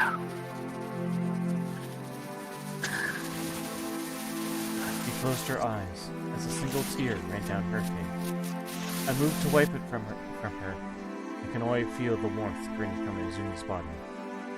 He was dead. I'll always be watching you. Don't make it creepy, no. After being told of the comet and realizing that any of their attempts to stop or redirect it would fail without the lab's generator, the Dragon's Council agreed with my course of action, as did humanity. While the repopulation of our city turned out very differently than humanity had initially hoped, all concerns were not against the possibility of the vast amounts of technology and generators the dragons would bring to revive it. Soon, the initiative to relocate the dragons through the portal was in full force. I, still acting as ambassador, helped as much as I could to make it go as smoothly as possible. After a few weeks, we had done it, and as the last of the dragons from even the furthest regions had arrived at the other side, the time for me had come to walk through the portal for the very last time. I looked back to their village and saw all the abandoned buildings, doomed to be destroyed when the comet would hit soon. As I walked up to the platform and waited for the portal to do its starting routine, I thought about what would happen now and what would come of this collaboration between humans and dragons. I was sure there was a lot of work to be done, especially if I considered the state of the rest of the world. But maybe our city could be a bastion of Earth. Not as the last remaining, but rather as the first of its kind. From it, maybe we'd be able to grow and spread our influence. Maybe, together, we can rebuild.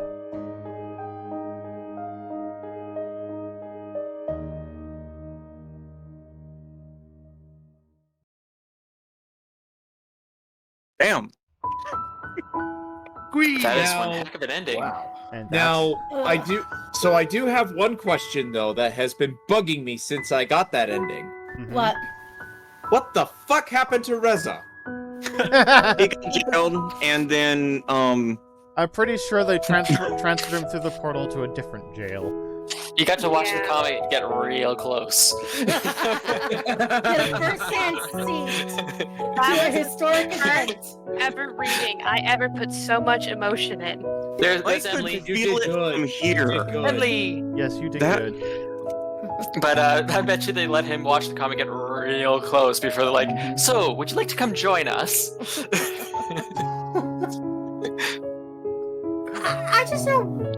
I mean, this isn't much drama I've ever seen pumped. This poor lab assistant, he had no character development. I feel bad for this He guy. was a dick. Yeah, but He didn't make it to the end either. His character development happens in the prequel. He's still a dick.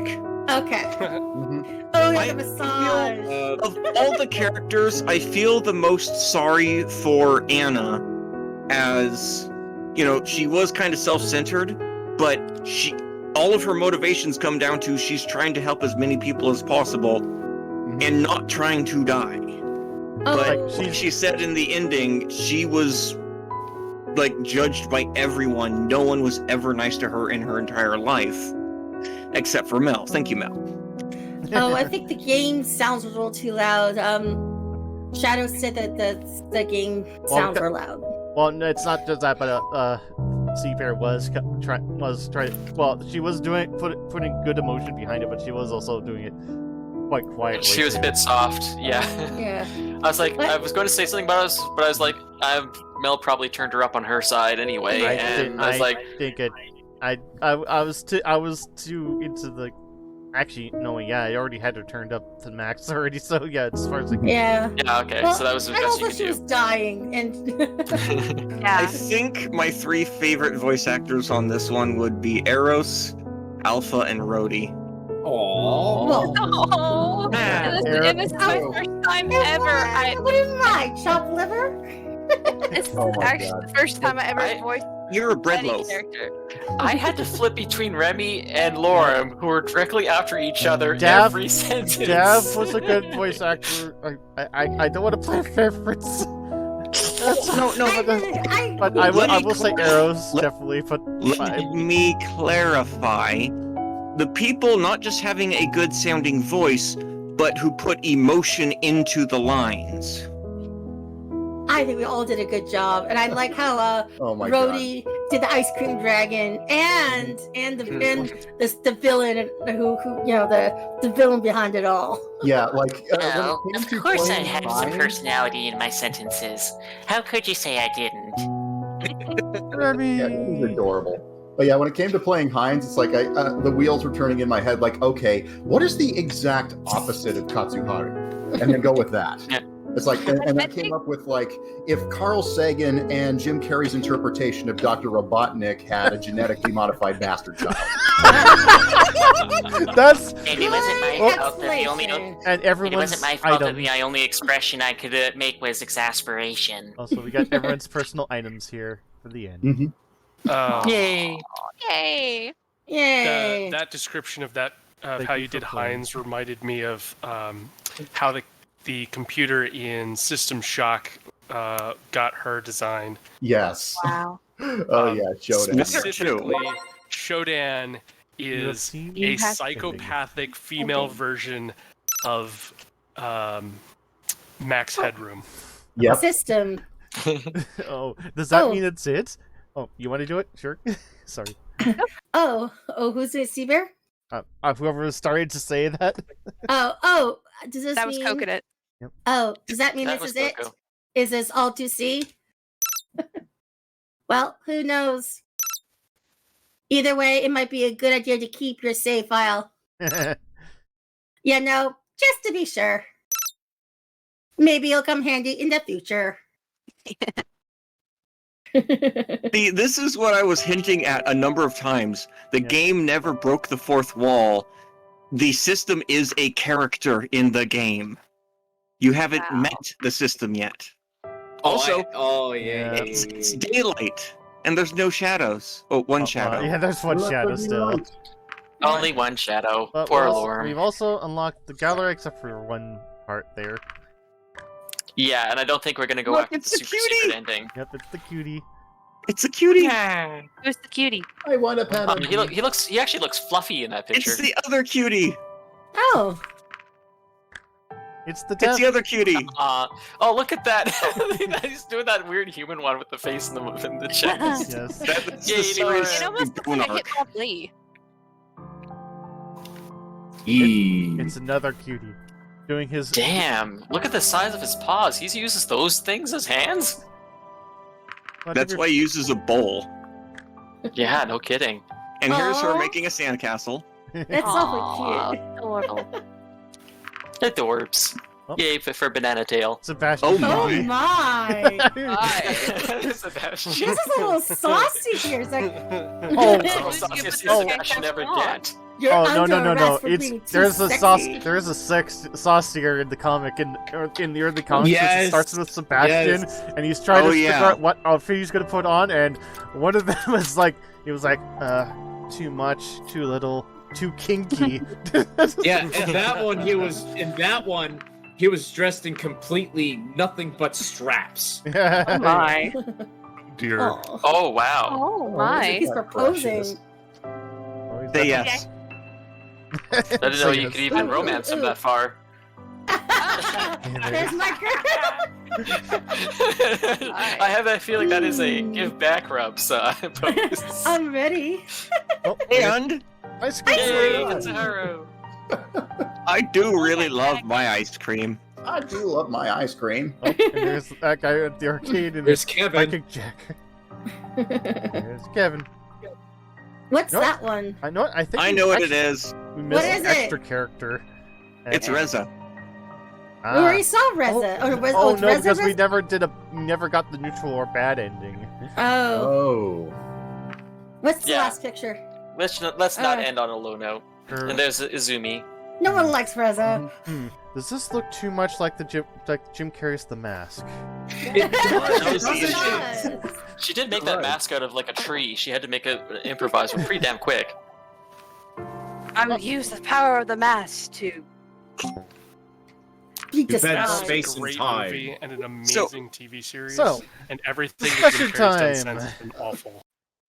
How long did it take us to win to get through this game? When was our first stream? Oh, I've a lost month? track. 10. August. August.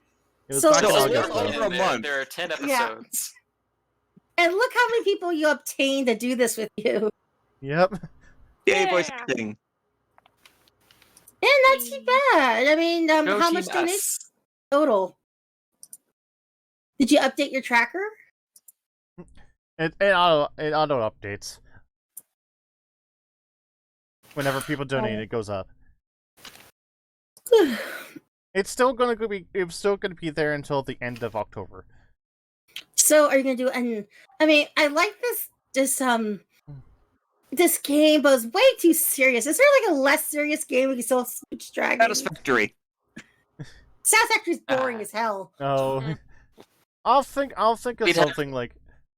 I'm not sure. Yeah, Mel had to think it over. Like again, But this was awesome. It was Nice try, fun. Mel. There is one thing. There is one that I really want to try, but it's just a matter of getting an actual schedule down for me to actually pull it off. Mhm. Mhm. There's another game similar to this one called Winds of Change. It Right. was made by the same people who did Major Minor. which I've never played Never heard of it. or even heard of that. One. It's basically another version of Angels with Scaly Wings. It deals with it's a visual novel based type of game where you also deal with romancing and all that stuff with an actual plot that's behind it. I played Winds of Change actually a little bit earlier this year. Oh, did you? And not only that, but the dev lives a couple hours drive west of where I am. Oh, nice. But What were you going to say, Mel? Oh, sorry. I was just typing let something. Mel go first. Oh, You were Yeah, trying yeah. to say something, and we talked over you 3 times there, Mel. I honestly don't remember what I was going to say. Now. oh, I'm sorry. It's like, But I wanted to run that through blindly and recruit a few of you to do voices. I volunteer Roady. Yes, please. I'll be willing. Sure. Did I get to That's not smooch interesting. dragons? Oh, I was. It- I don't think there are actual dragons in it, like what Angels with Scaly Wings are, but it is furry based. Oh my! Okay. Yeah, if I remember correctly, they're all canines. No, Ah. there are a small number of reptilian characters, Oh, okay. Yeah. but they're I not. also still have Monster Prom too. That's always fun to do. Wow. I was gonna say if Corgi plans to do Monster Prom, and if there's any parts, I'm willing to join Corgi for any of that. too. Actually, well, I'm starting to stream again, and would you guys? And we can still. I have an idea, Mel. We can still continue your fundraiser, and I can sponsor it on my channel. We can do Monster Prom, and we can put up your loan tracker, and we can still sponsor like helping pay back your student loans through October, and we can do Halloween themed stuff, and that'd be kind of fun too. Or Samahang. Did I say that right? Roady? I will reprise my role as the announcer. Yeah. You did an awesome announcer. I mean, the Also, nice. Oh my Fiernan goodness. says he hopes to see more stuff like this in the future. Yeah, actually. Yeah, I'm more than happy to lend Well, my Winds of Change is partially voice acted. Mm-hmm. Oh, is it? I can't remember to what extent. Hopefully, it's the good kind where it's like it's in the initial sentence, at least start initial sentence, and not like I still like a Pirate's Fate, but the problem with that the voice acting there is it always kept coming up like unpredictably, and that always threw me off my rhythm. Oh. No, I have an idea. Because you don't know when to read or when they are going to do it. Yeah. I have an idea. I'm going to ask you if this is possible or not. Sure. If I stream Monster Prom in Discord, because all you have to do is one copy of the game and 4 people can play it, but there's more voices, could you stream Discord on your Twitch? Maybe I could. She could, but it would have all the fixings of the problems that it would entail, like audio capture, blips in Discord, and whatnot. Okay, then I can host. Maybe I can host. If you guys want to do a rap party after we close the stream, maybe I continue on my channel and continue doing some more voice acting. If you guys be interested. Okie dokie. Well, not tonight, but another night. Not tonight. Not tonight. I mean, like maybe next week or in the future, and we can continue to help Mel out. Get some donations towards her student loan. I can post a link on my channel for her. Sure. How's that sound? Sure. But to figure out how to do it, how to put my tracker onto yours for doing it that way, but yeah. Don't worry, I can do that stuff. Yeah, and then I can post the link and people can continue giving. And what I can do until then, I can run some sample games off stream so you guys can see what it is just to practice. Oh, right, sounds good. Okay, so real quick, Dronon. Yo. I think you and I will have to sit down at a later point on a voice chat to figure out how Winds of Change is going to work, since you've already went through it and I haven't. Oh boy, I'm going to be pretty busy for the next couple of months. It's yeah, Dronon is. Just Dronon's do a little research using VODs. Okay, sorry, Mel. yeah. I was gonna say, Dronon has a job coming up, but it also requires a move, a big one. Oh yeah, that's right. That's right, Dronon. You were telling me about that earlier tonight. Oh, you didn't I tell completely me, forgot Dronon. about that. It's not something I'm advertising much. I've got a lot really going on with my life right now. Oh, my Well, sweet you'll always friend. be here virtually with us. Yep. I know. We all got you, and you have all of our support too. Yes. Totally. And good night, Shadow. Shadow saying good night as well. Yep. Night, Good night, Shadow. Shadow. Night, Good night, Shadow. Well, let's wrap this up. Do you want to find anyone in the raid? Oh, sure. Yeah, let's do a wrap up because I don't know if all this is going in the recording. I'm assuming so. Whoops. Hey, hold on. Here we get a raid. But I will keep Lorem with me forever. But before we raid, thoughts, just full thoughts on Angels With Scaly Wings. I know. I can't say CoconutCorgi will have too much because they kind of just joined, but for the rest of you though, I really enjoyed it. Quite honestly, I liked all the time travel. They tied up all the ends. Guessing it right every time. Yeah, I predicted a lot of it because it was actually possible to predict, which it's not one of those games of, you didn't see that one coming. It's like, yeah, because you didn't give me the information in the first place. This one actually did. Yeah, And a lot of the telegraphing was done very well. They even tied up in a neat little bow that it doesn't matter which theory of time travel you work with, because you can say, in quotation marks, well, the meteor destroyed everything anyway, so there's no evidence if the dragons happened or not. So it could be multiverse, it could be single instance, it doesn't matter anymore. I like the lighthearted. I mean, boy, this game got really heavy in the drama too. I mean, it had it had twins. It had medical issues. It had you ever watch a daytime opera? It had all the drama in a soap opera. Yeah, it had a lot of depth to it, though. That's what made the characters lovable, is they had real problems. Yeah. Mm-hmm. More than just cardboard cutouts, you just want to smooch. Yeah. I think that, again, that's what they're kind of going for. They're trying to stand out against all the visual novels at the time, which were just cardboard cutout characters that you want to smooch. Yeah, and that's one of the big things is I'm really glad that they changed the name away from Dragon Dating Simulator, because the dating isn't the focus of the story. It's an actual proper visual novel. Well, I think that's their initial plan was, but then they know what. We're gonna especially thanks to Golka, we're gonna expand on this. We're gonna make this better.